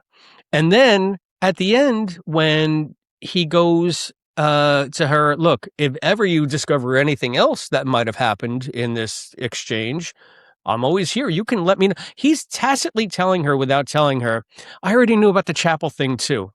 But if you're not going to tell me, I'm not going to push you because I need to know where you're at. Is Pike actually being much smarter than we've given him credit for this season? Because of, as you said brilliantly last week, just all these bad command decisions about leaving things out of reports when they should be in reports, and being very so forgiving and letting so much stuff slide. But all of a sudden, is he being crafty here? Is he putting her through her paces to see how she does? I hope so, but I had the same hopes in season 3 that Pike's terrible decisions were leading somewhere. and then they never did, unless it's the super long game and it's like through all the seasons. So I hope so, but I'm not holding my breath. All right. I mean, I hadn't thought of that though until John, expressed his ideas about all that stuff. So thanks, John. That gave me a way to look at the episode where it's at least somewhat compelling on some level, where I don't think it was before this. So I mean, maybe Pike is piking up. Maybe he's like Jeffrey Hunter Pike and not not Seth Green. Seth Green, right? Seth Green played Pike in the JJ verse. So For me, the B plot was unnecessary, and it was just giving the actors busy work, something to do to be in the episode. We didn't need it, and Opposite opinion. To me, the B plot was more interesting than the A plot. No, I didn't find either one interesting. I don't think. I mean, there is that. But I guess this is a game of relativism, right? I guess it felt like everyone was in on it except La'an. And like either they didn't want her to, like they wanted to give her plausible deniability, or maybe they had orders and the orders were like, these people are on the list that need to know and nobody else can know, or something like that. But it wasn't very well communicated in the episode. You're right about that. And John, you do bring up an excellent point. So poor John is having some computer issues, but he's got a couple of more good points that are making me think. And I kind of thought this too, because he's saying in the chat here, everybody's calling La'an paranoid to the point of, she's questioning herself, but she's correct both times. And yet nobody is copping to that. Nobody's saying, hey, you got us, or hey, wow, good job. And speaking of the noir genre, Gaslight, anyone? Here's the thing. I know Gaslight is like one of the seminal classics, and I know that's where the term comes from and everything. I saw the first 5 minutes of that movie and I knew exactly what was going on. And I haven't watched it. I haven't watched it all the way through because I don't know, I got distracted or something that first 5 minutes. And I said, oh, wait a minute. She's the only one that sees him and he's going to trick her to thinking that blah, blah, blah. And so, yeah, I get, I don't know that they're gaslighting. Are they gaslighting her? That is weird. Why would they do that? It's the 22nd century now or the 23rd century? Anyway. Well, so no, I won't go that far. I don't think they're deliberately gaslighting her. But you might be right that Pike is playing a long game and testing her, but that's not quite the same as gaslighting. And I don't think like Ortegas or Scotty or, Chapel, I don't think any of them are gaslighting her. I think they're just doing their own thing and being, in the case of Scotty and Ortegas, being really bad officers because they didn't tell the chief of security that they were doing whatever thing with the probe. Yeah, the only people that can really be, if gaslighting is a thing here, intentional, is Spock and Chris. Those are the only two that would have any kind of dog in that fight because they're the ones that keep trying to steer her off the trail, telling her you're not doing it or tell me what you think or okay. I don't know. It just does not jive with the characters, in my opinion. It doesn't jive with the ethos of Star Trek. For me, I got wrongly, of course. I got the feeling that it was that episode with O'Brien where everybody's acting strange around him, and he's trying to figure out why. But it turns out he's not O'Brien in that episode, right? Spoilers. Right. So you're saying La'an she's her own doppelganger. That's why they're setting up this ridiculous doppelganger nonsense because or she's a changeling and we don't find out until episode 9 or she's a level 5 transporter accident. We don't know. Yes, right. She could have a level 5 transporter accident. Yes. Which sends her back in time without her memory. Right. I mean, she could still be on that bridge in Canada knacking with Kirk and eating hot dogs. We don't know. Possible. We don't know when the real La'an actually left us. Hey, I don't know. That's true. And there's I don't know anyway. The watch is in the quarters. It's going to come back at some point. I'm telling you. Season 6. Chris, what I'd like to do is, can we go over the guest cast and give Yeah, them I names took and who they played? honestly, and- I took pains because I think no matter what we're saying, I think like the guest cast was really good in this. The guy who Agreed. That's played, why I wanted to highlight them. the guy who played Core, if indeed that is his name, is Jamor Barnes. I think he's done a lot of like procedural dramas and stuff, and he's the star of a Canadian cop show. Yes, my God, he looked so familiar, and I couldn't put my finger on it. So you've seen him and stuff, Nate? Yes, absolutely. I thought he was really good. I don't like the current rubber forehead looking thing that they're using. You but think? But it's not his fault. But I think he did good. Yeah, but you'd think that like doing it in black and white, making it noir, would have lessened the effect of the rubber forehead. I feel like it no material improvement whatsoever. No, it's just it's lacking texture, like skin texture. The rubber forehead thing doesn't really bother me. I'm fine with it. And I feel like calling misnomer because all the foreheads were rubber foreheads. I feel like these are more plastic foreheads. They're like helmet heads. Thank you. Yes. Yeah. So, okay, the guy who played the collaborator, his in the story, his name is Roman. That is an actor named Andy McQueen. Also very. Is that the good. bartender?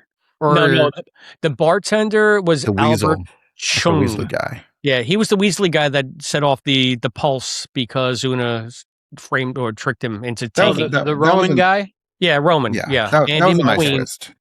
I think that worked well. Because I was like, I did not see that part coming. At this point in the episode, I was like, they're making all these dumb mistakes. I wrote in my notes, why in the hell? Like why ellipsis in the hell? All caps, ellipsis. Would she let him go? And then, 2 seconds. Oh, okay. Well, that's good. Right, because she knew he'd be running right into the arms of the enemy. Yes, that was well done. Into the arms of an angel far away. Yeah. In the arms of the bartender's name was Jalik, and that was played by an actor named Albert Chung. I thought he was really good. And the prisoner, the one that the one that Una is interrogating, her name is Ewa Casp with a K, and it made it like a point on her IMDb page when I looked her up to say that she's a French Canadian actress that is also like German, and she speaks like 9 different languages, and she's a polymath so.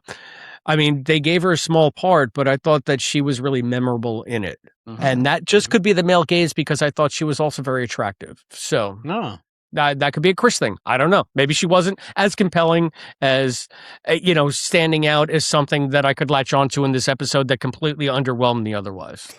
I didn't notice her being especially attractive. I mean, I thought she was fine, but I thought she did a good job. I thought all of the acting was fine. Can we get deep into the psyche of Chris?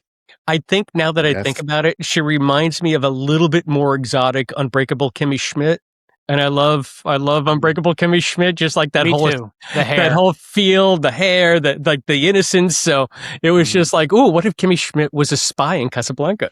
See, now if she was I'm on board with it. If they did a noir episode, that would have been great. What's the name of that actress who played Kimmy Schmidt? Elle Kemper, I think. Lee Kemper, exactly. Yeah. Okay. And I just want to go ahead. I just want to call out Cadet Douchebag. That is Bianca Nugara. Like, if the chief of security comes up to you also and an says, unnecessary scene, investigate this, and she's like, "Oh, go yourself. Spock told me to do this thing." What? Like, I think you said it, Nique, again in that Star Trek podcast. They don't know how to write Vulcans. They just don't. Vulcans are just dicks. That's just their thing now. That's all they know how to do with a Vulcan. Yeah. Vulcan, you got to be Vulcan. You got to be dick. That's it. And I agree. I had totally forgotten about that scene. Maybe to like protect myself from freaking out, because indeed the insubordination. And then La'an tried to like flatter her into doing the thing anyway. It's like, how about just order her to do it because she's your freaking subordinate. Right. And La'an at this point is going to stab you in the neck. It's like what? I mean, and isn't she like the equivalent of an intern? Like what is this attitude? What is his attitude? Exactly. I agree, Chris. Like, Vulcan does not mean insubordinate asshole. It means just being straight-faced and doing the thing. Even if she had done it kind of with attitudes like, you were wise to come with me with this, like my hearing is superior to it. Just something. But still doing it as opposed to like having to be sweet talked into doing it. Like what? Yeah. And her name is Asha, Cadet Asha, apostrophe SHA, because it's a Vulcan name. They have to have an apostrophe in it somewhere. They are Lady Vulcans have apostrophes. The director of this episode. What about her? The Mira Menon. Has she done an episode of Star Trek before? That I don't know. Somebody's got to Google that. That name does not seem familiar. There's a lot of things we're talking about that might have been done differently with a different director. I don't know that you can say that. Maybe she has a better track record of doing this type of story, and maybe they tapped her for that, or maybe she just came up in the rotation. Yeah. Who can say? My issue. I didn't recognize the name, really. I guess ultimately you could say the buck stops with the director, I guess. My issues with the direction, I'd already kind of mentioned up top. It's like, well, maybe like the framing of this and like the composition of that. But I also think that there were some really nice shots. There was some really nice shots in this episode. The direction was if I were to,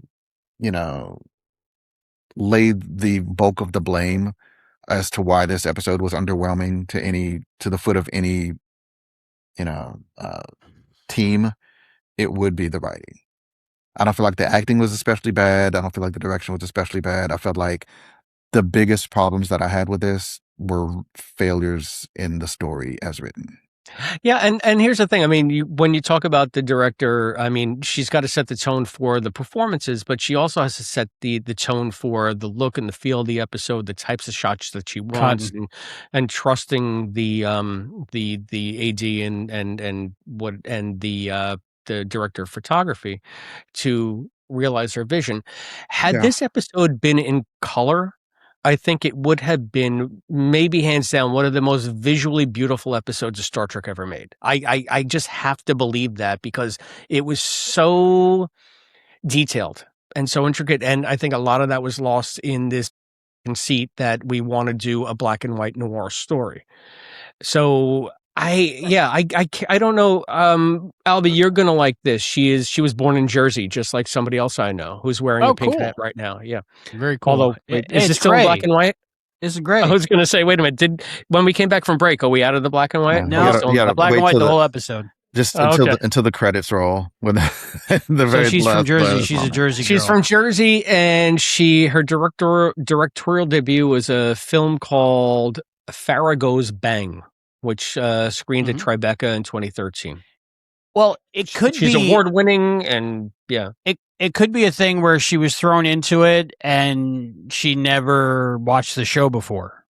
I'm just guessing. But again, that's the writers. So, that's I mean, not her. Like, what do you think would have been different? How the actors, she might direct the actors to do a certain thing a certain way. Oh, and also, dude, she's done a ton of stuff. I mean, really? From Fear the Walking Dead to Titans to Glow, Man in the High Castle. Glow? I loved Glow. Punisher was good.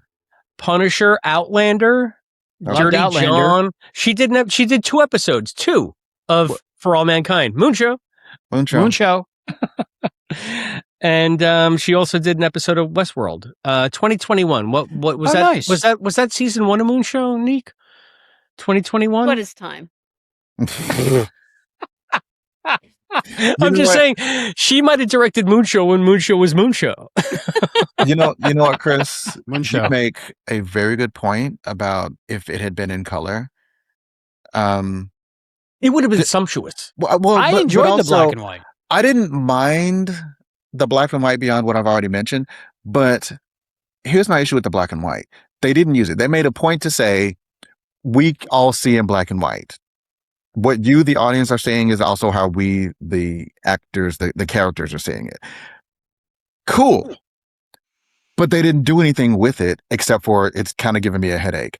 Like if they should have done something where they should have Hitchcocked it, where like, someone's covered in blood, but it's actually chocolate syrup. Like if you know what I'm saying? Like they could have done something that incorporated the fact that everybody sees in black and white into the story somehow.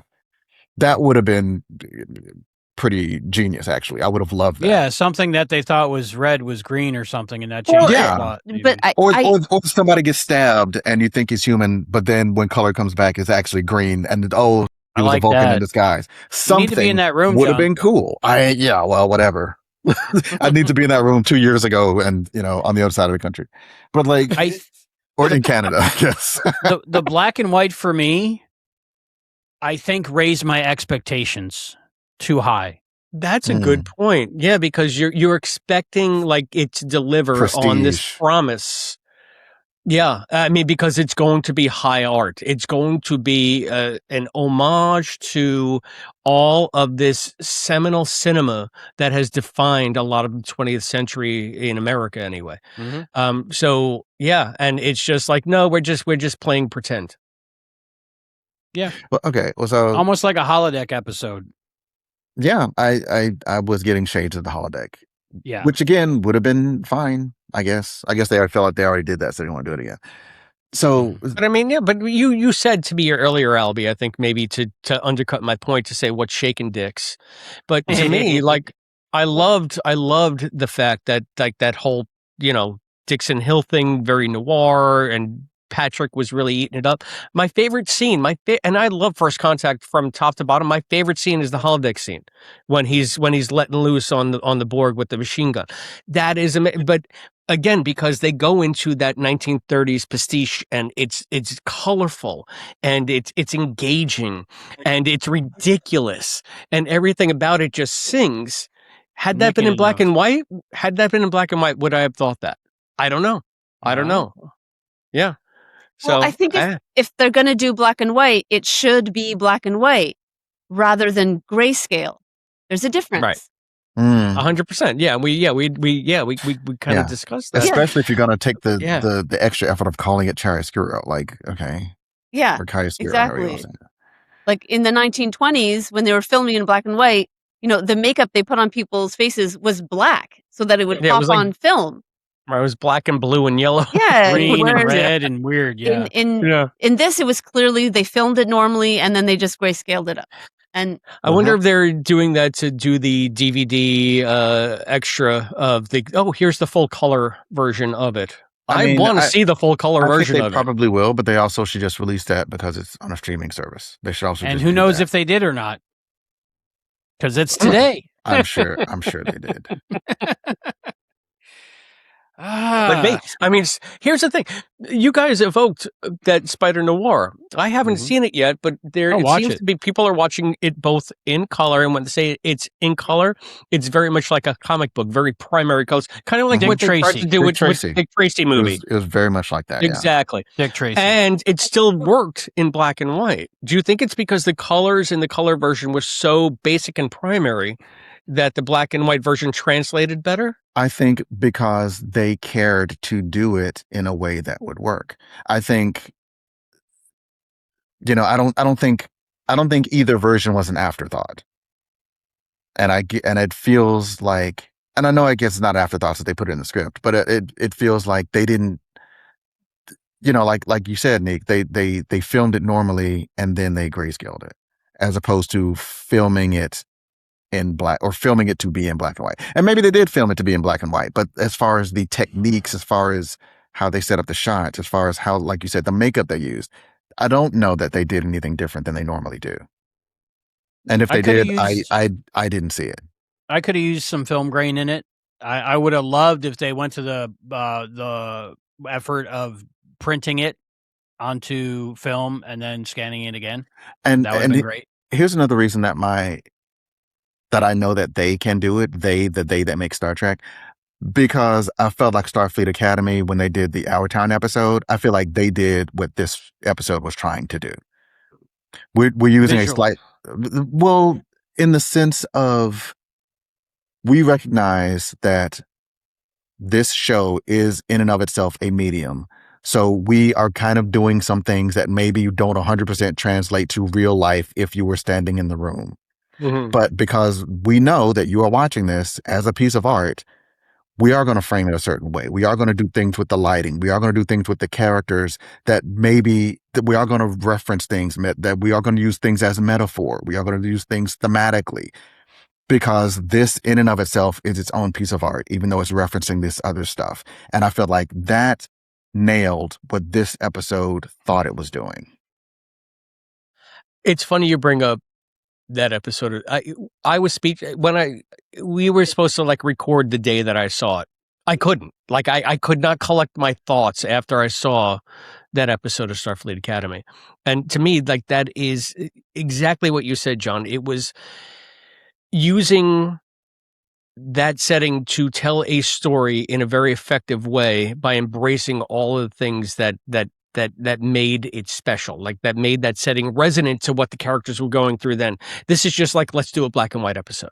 Mm-hmm. And yeah, and I would say, I mean, you want to talk about, new Trek versus old Trek or however you want to do it. It's all Star Trek to me, but that episode, Life of the Stars, I think it was called, right? Yeah. Mm-hmm. Stands up with the best of Trek, no matter from 1966 to now. Completely Like agree. that episode, it was amazing.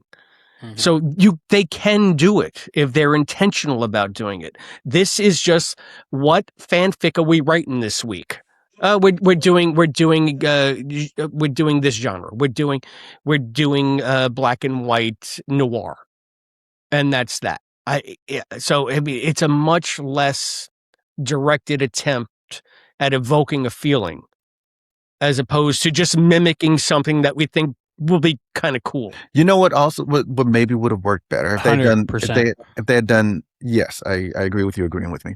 If they did, if they did the entire episode just as you saw it in black and white, nobody mentions the black and white until the very end when they're leaving, and then the color comes back, and they're like, "Man, it was really worth seeing things in black." I was like, "Well, I told you that the chromatons would be in the atmosphere, blah, blah, blah, blah." And so but we didn't know that going into the episode. We watching it just see them in black and white. Mm-hmm. And we think, okay, it's a stylistic choice. They're just doing the black and white. And then after they leave the atmosphere or they leave the area, color comes in, and then they mention that they also saw it in black and white. That would have been a cool twist, I think. And I think would have raised my estimation of them using the black and white artistically, as opposed to just having to come up with a reason for it to be in black and white because they wanted to do a noir episode.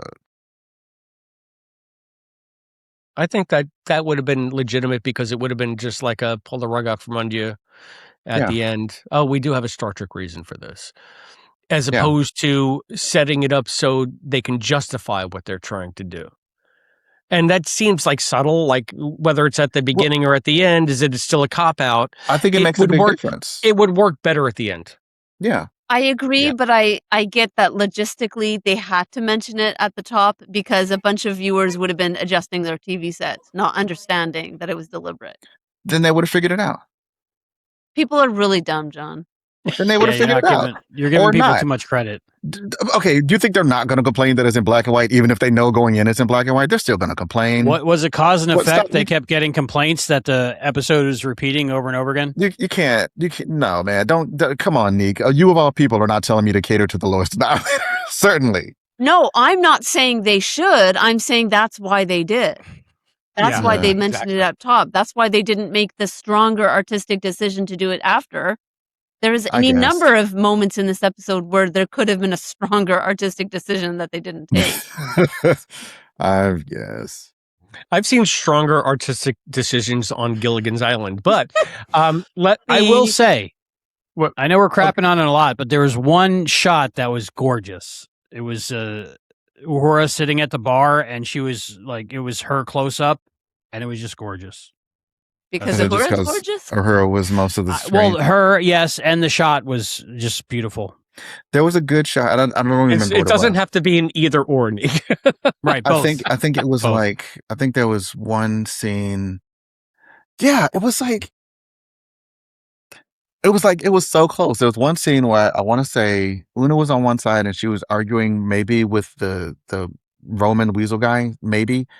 And I think they were in the bar or they were out on the street, but they were both standing. The light was from behind, and they were both kind of basically standing in silhouette. And I was like, that's really good. But Oh yeah, that was nice. But Una was like standing in front of a pole, so it wasn't her clear silhouette. I'm like, she could just move 1 foot to the right, and you will have this beautiful shot that works with the type of story you're trying to tell. That works in complete black and white. But I'm like, that's what I mean. Like, I feel like you just filmed this in color and then you took the color out because, I mean, just yeah, I don't know, man. There's a lot of shots that I know were like meant to look like black and white noir film.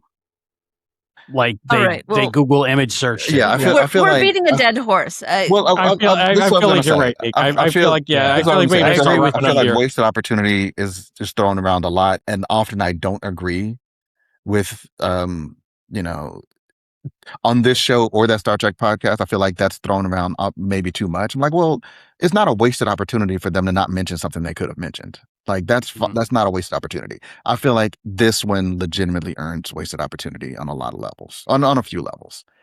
But I will say the biggest, and I may be the only person who noticed this, and I may be wrong, but I feel like a subtle, wonderful Easter egg. I wrote down the time. 23 minutes and 7 seconds. Okay. They go back to the ship, and I think it's right when La'an is about to ask Ensign Attitude to listen to the thing. But they play the sting, the opening sting from Batman the Animated Series. Oh wow! Yeah, you lost me. I'm like,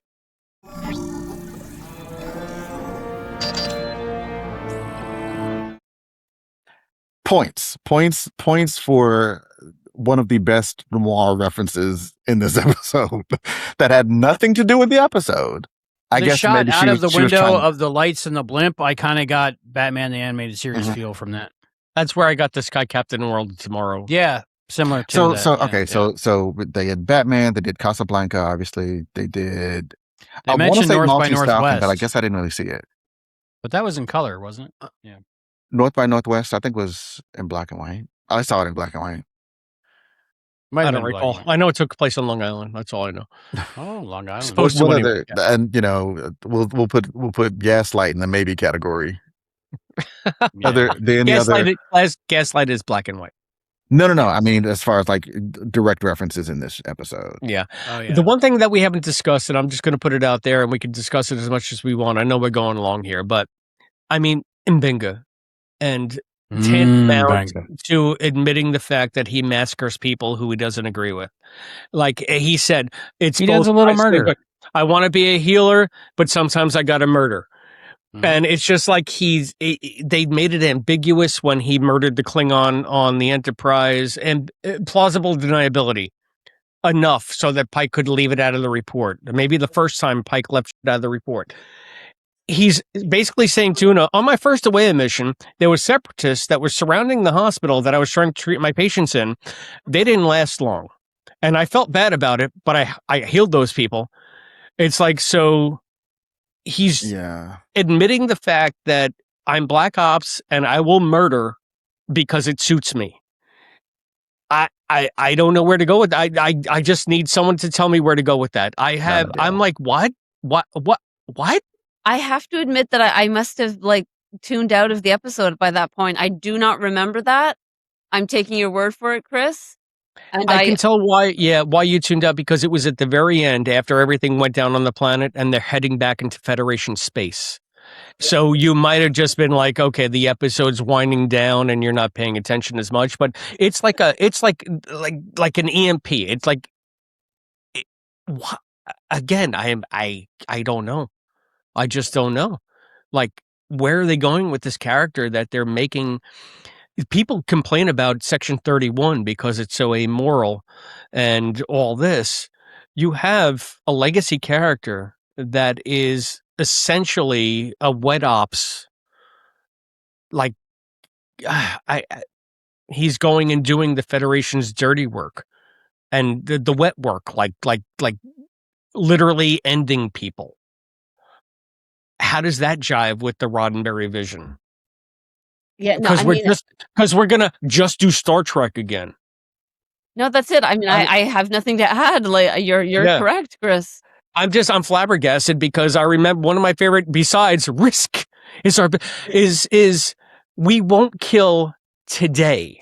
Like I love that scene from TOS because it acknowledges we're monsters, but we won't kill today.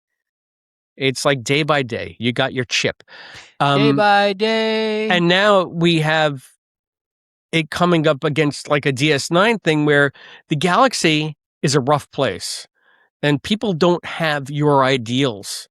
And you have to somehow reconcile that so that you can exist as a federation, so do you have someone that goes back to do unsanctioned work in the shadows that nobody wants to cop to because it's just necessary?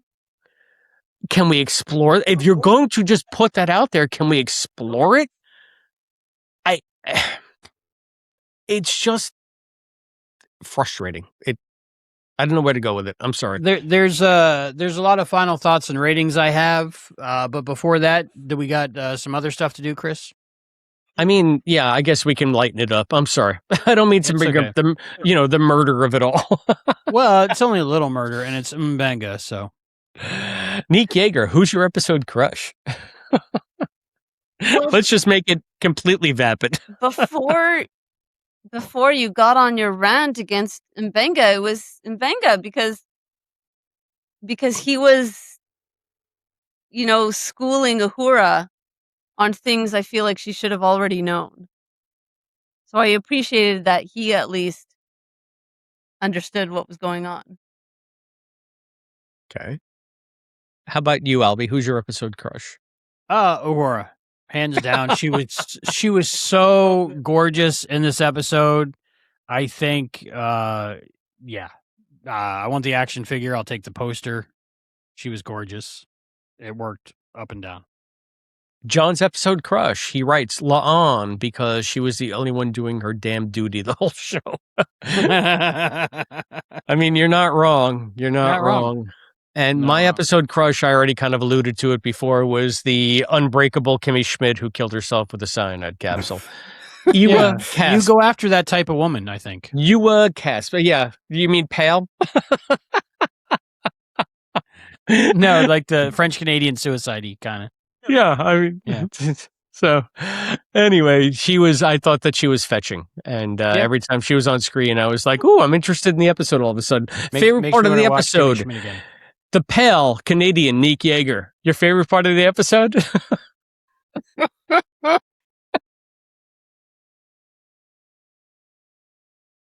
Ooh. I thought the crush was going to be tough. This is worse. Yeah.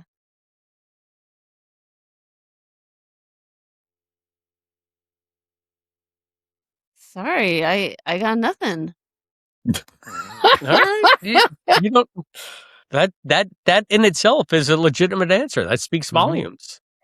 My favorite part, I'm going to go with the idea of the episode. The concept of what they might have tried to do. I did finally like to see a whole episode in black and white, or almost a whole episode. I just was disappointed. Sometimes wanting is better than having. Thank you, T'Pring. John Irons is typing his favorite part of the episode in case we haven't gotten you up to speed. He's been having some internet issues, so... Well, the funny thing is he can say it because it'll be fine on the upload. Can you hear me?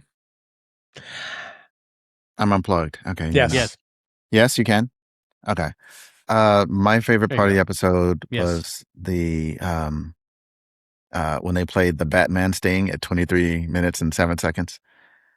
And I did like at the very end that they did return color. That they did return, I guess not return because they hadn't been colored before. That color did return to the show, and it's, you know, I thought that shot was nice where she's looking in the mirror and she sees color return back. That, I mean, it's unfortunate that my favorite scene was the very last scene of the show, but I did like that. I felt like that was yeah. And I didn't like it. There is precedent. My very favorite scene of Back to the Future 2 is the final scene of Back to the Future 2. So Yeah. there you go. There you go. That's a valid opinion. Yeah. Thanks. Yeah. Great, Scott. It's just my favorite. Yeah, I'm sorry. Go ahead. So my favorite part of the episode was Cuban sandwiches, because I remember the first time I ever had a Cuban sandwich. It was at that little deli right down the block from me that has since closed down. There's been like 7 or 8 delis. Like, it never stays open, but the guy made that Cuban sandwich for me. It was the first one. It was sublime. I've been chasing that dragon for years. So anytime anyone mentions a Cuban sandwich, I'm on team Erica and Scotty. My first Cuban was at 7-Eleven. I've never seen them anywhere else. I've never seen that sandwich anywhere else in my life. It's an involved Don't you live sandwich. in Florida?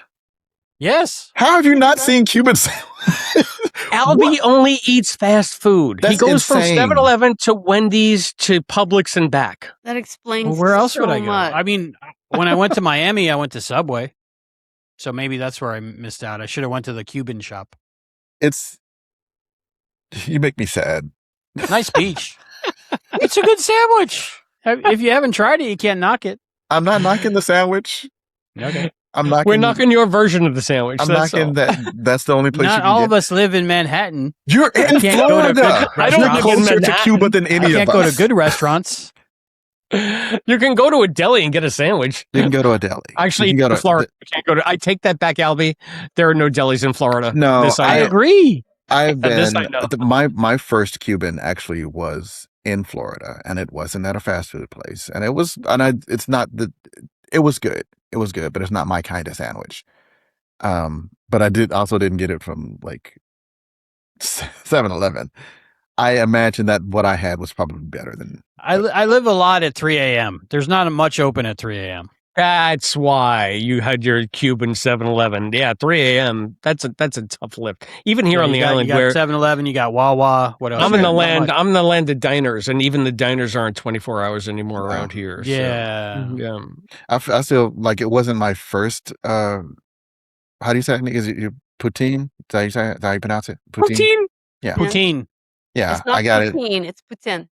Poutine. My first Poutine. poutine. Is it a Poutine? French thing? As in Vladimir?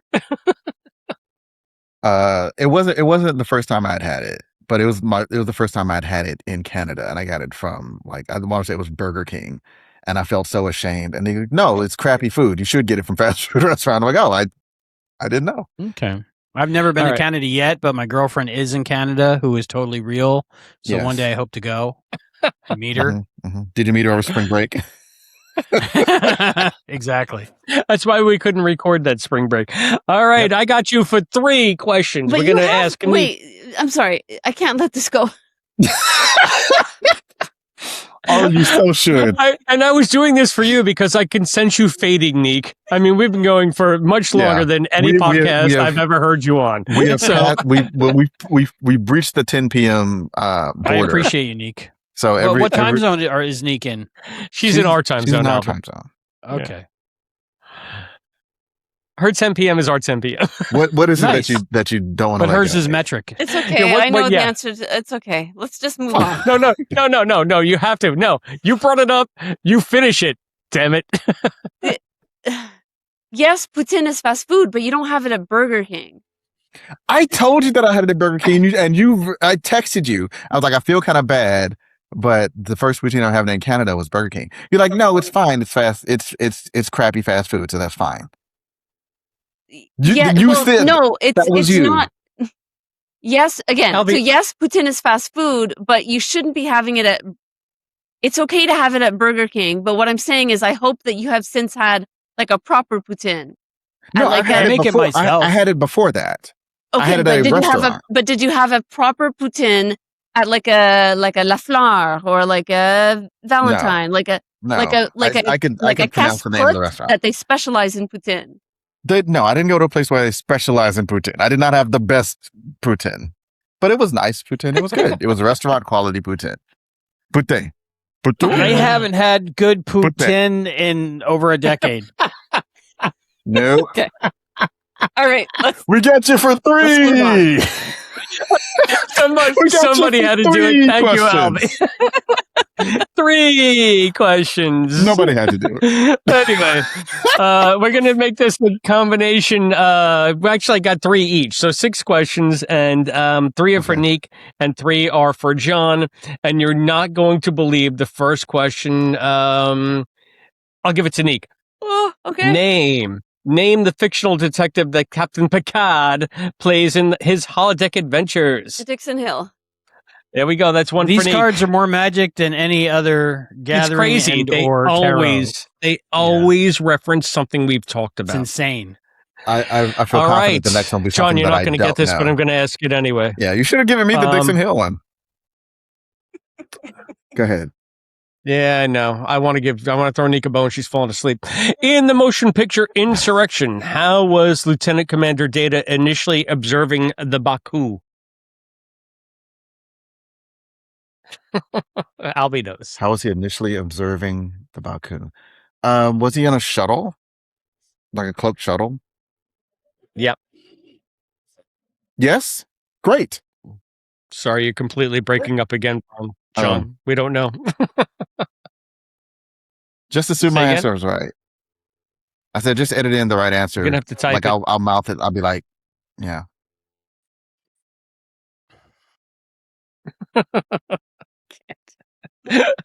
Nique is yawning. She's about to pass out. John, we can't hear. Albie, where were the Baku? Is it a blind or a duck blind? What would you call it? It's both. They call it from a duck blind. So, Nique, you're going to win by default. If John got it or not. Yeah, we're going to assume he did. In the motion picture, The Voyage Home. In the motion picture, The Voyage Home, what explanation does Admiral Kirk give for Captain Spock's bizarre behavior in 1968? That he took a lot of like LDS or something? Yep. Exactly. I think he did a little too much LDS. LDS. You did it, and now John is gone. So, Albie, you're going to take John's question. Will do. Name the race in the motion picture Insurrection, another insurrection that through warp, though. Okay. Name the race in the motion picture Insurrection that, though warp capable, shun technology. Oh, wow. Not the Baku. It's the people. It's the people that. Yes, the Baku. Yeah, it is the Baku. Yes, because they left and came back, and they stapled their faces. So the Baku, yes, the Baku are the innocents. Yes, not the Ruolfos. So Rodolfo, F. Murray Abraham. It's not Salieri. Remember that song from when you were a kid? F. Murray Abraham. No. Okay. John is yelling. As you can see, it kicked me out. It's uploading now. So I think we lost John. Okay. All right. Does Nique win by default, or should we ask? We have 2 more questions. Let's just ask them. Which actor who played a captain of a starship appeared for more than a decade on the soap opera Ryan's Hope? Nique, this is made for you. I don't watch soap operas. Who's your favorite captain? Who is my favorite captain? What's your favorite series?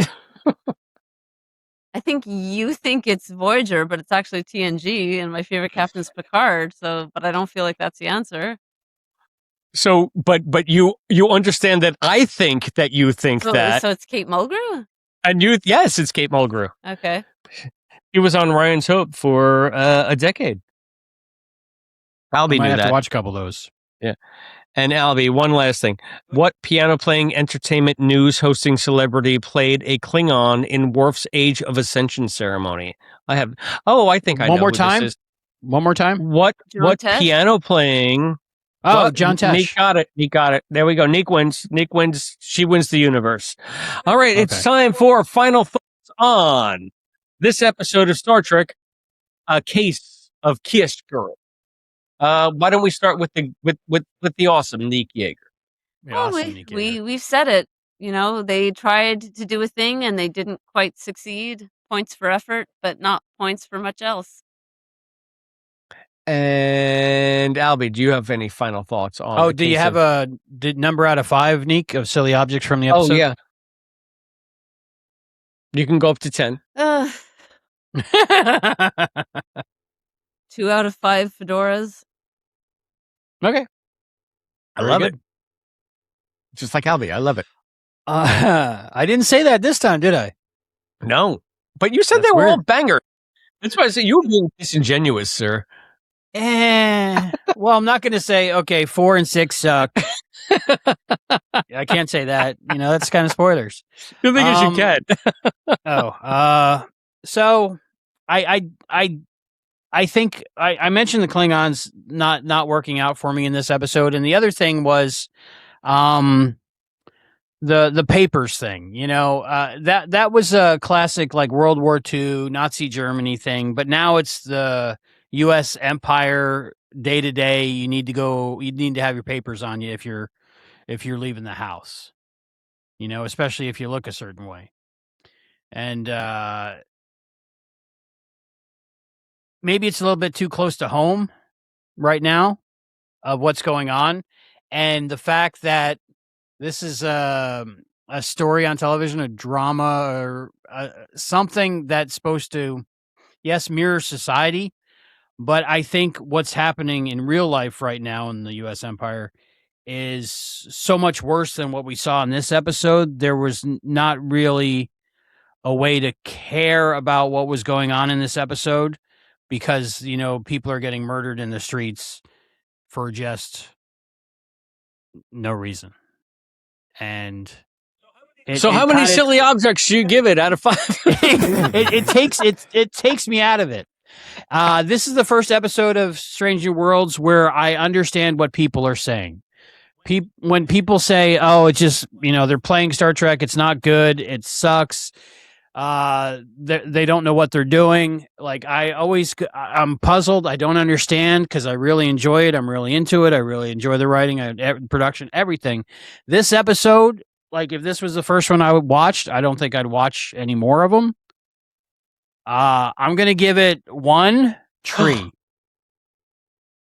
1 tree out of I've never heard Albie give anything less than 5.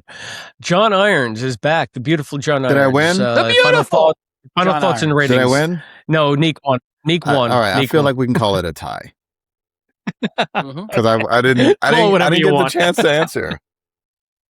Who was a Klingon on Star Trek: The Next Generation that was part of Worf's ascension? What is it called?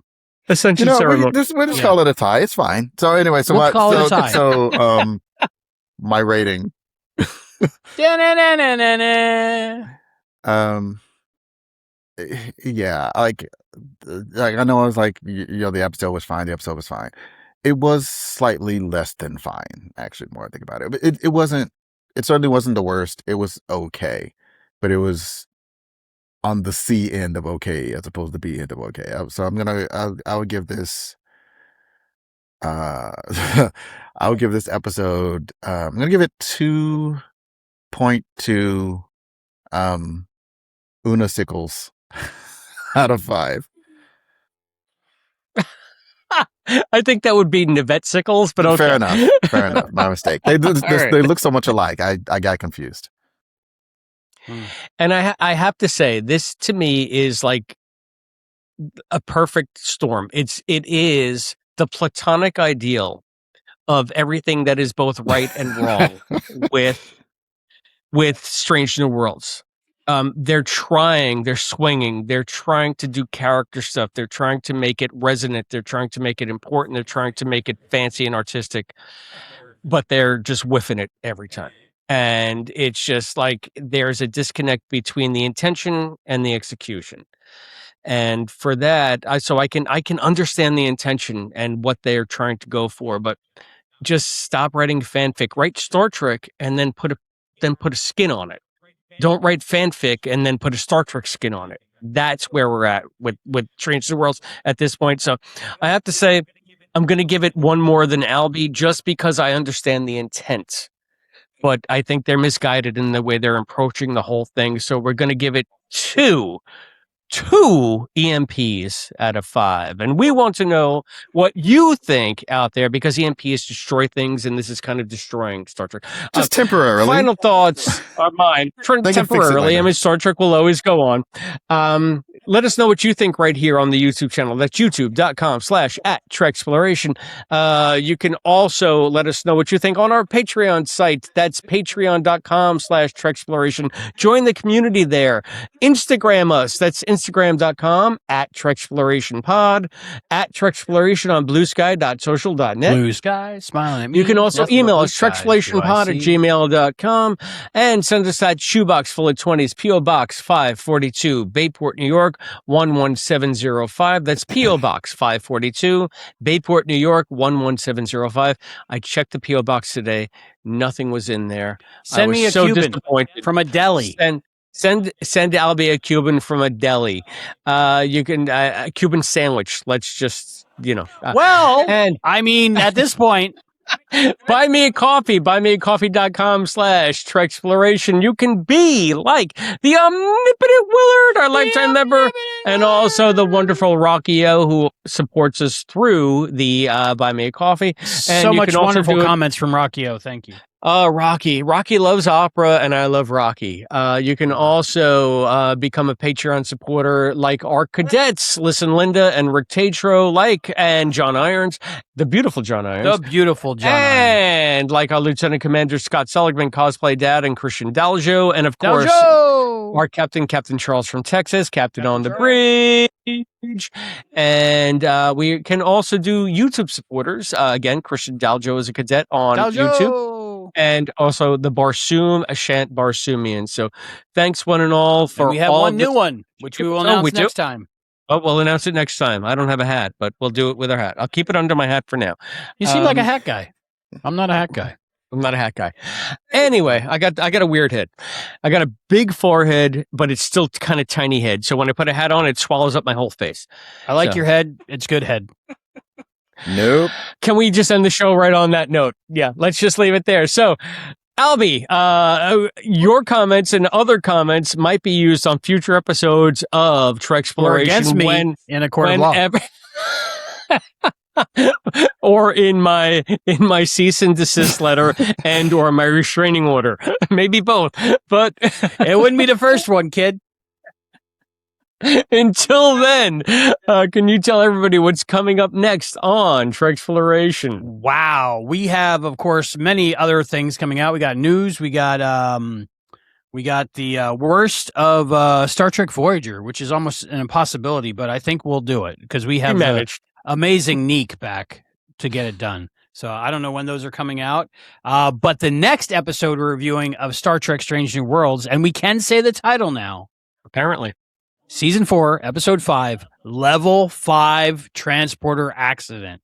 What could that mean? I don't know. Could it be an episode about some things that, I wish I had Mirror Universe, possibly? Maybe. Is it the one where people talk with their hands? I've been looking forward to that one. Maybe there's an agonizer, yeah.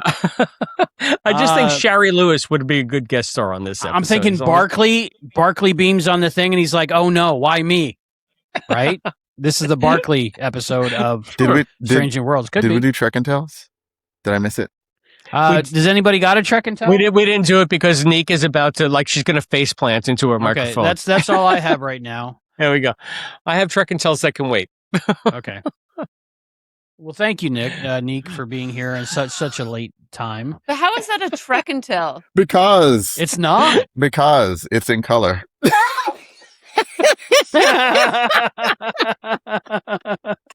There was red and gold in it. That's it. That was your whole. All right. On that note, I'm out. All right, Nique. Nique, we love you. All right. Also, if you want to check it out, me and Chris have an origami battle in the streets in a video down below. So it got bloody. It got bloody. No spoilers, but yes, paper cuts everywhere. Tell everybody where they can find you. you want to hear more of my more coherent rambling about this episode, go to superanemic.com. Superanemic.com. for her amazing Star Trek recaps. Humorous, I might add. John, the beautiful John Irons. Where can everybody find you? You can find me weirdly here more often than anywhere else, but you can also listen to my episode, Captain Game Show. We win! On CaptainGameShow.com. Trivia, wordplay, podcast. I'm going to stop promising the new episodes are going That I was almost on. I was almost so on close. That's the closest I've ever been. There will be an upcoming episode. I can announce it here first because I just thought of it today or a couple of days ago. But yeah, there will be a Captain Game Show Treksploration crossover event. Wow. Nice. I love With it. special guest star Nique Yager. Very possibly. Nique Yager. She has to be on every crossover from now on. Yes. And I want to remind Nique that oftentimes the wanting is better than the actual getting. I mean, that is definitely the case with You want- Albie's Cuban sandwiches. They're good! On that note, we're going to say good night, everybody. For Treksploration, I've been Christopher DeFilippis. I'm Mark Saunders. That's it. John Henson, named after the famous puppeteer. Oh, nice. Thank you. And Jaeger means hunter. okay, there we go. Nicole Hunter. I love it. I like it. And we'll see you next time. That makes Night, Attack on folks. Titan so much cooler. I didn't know that.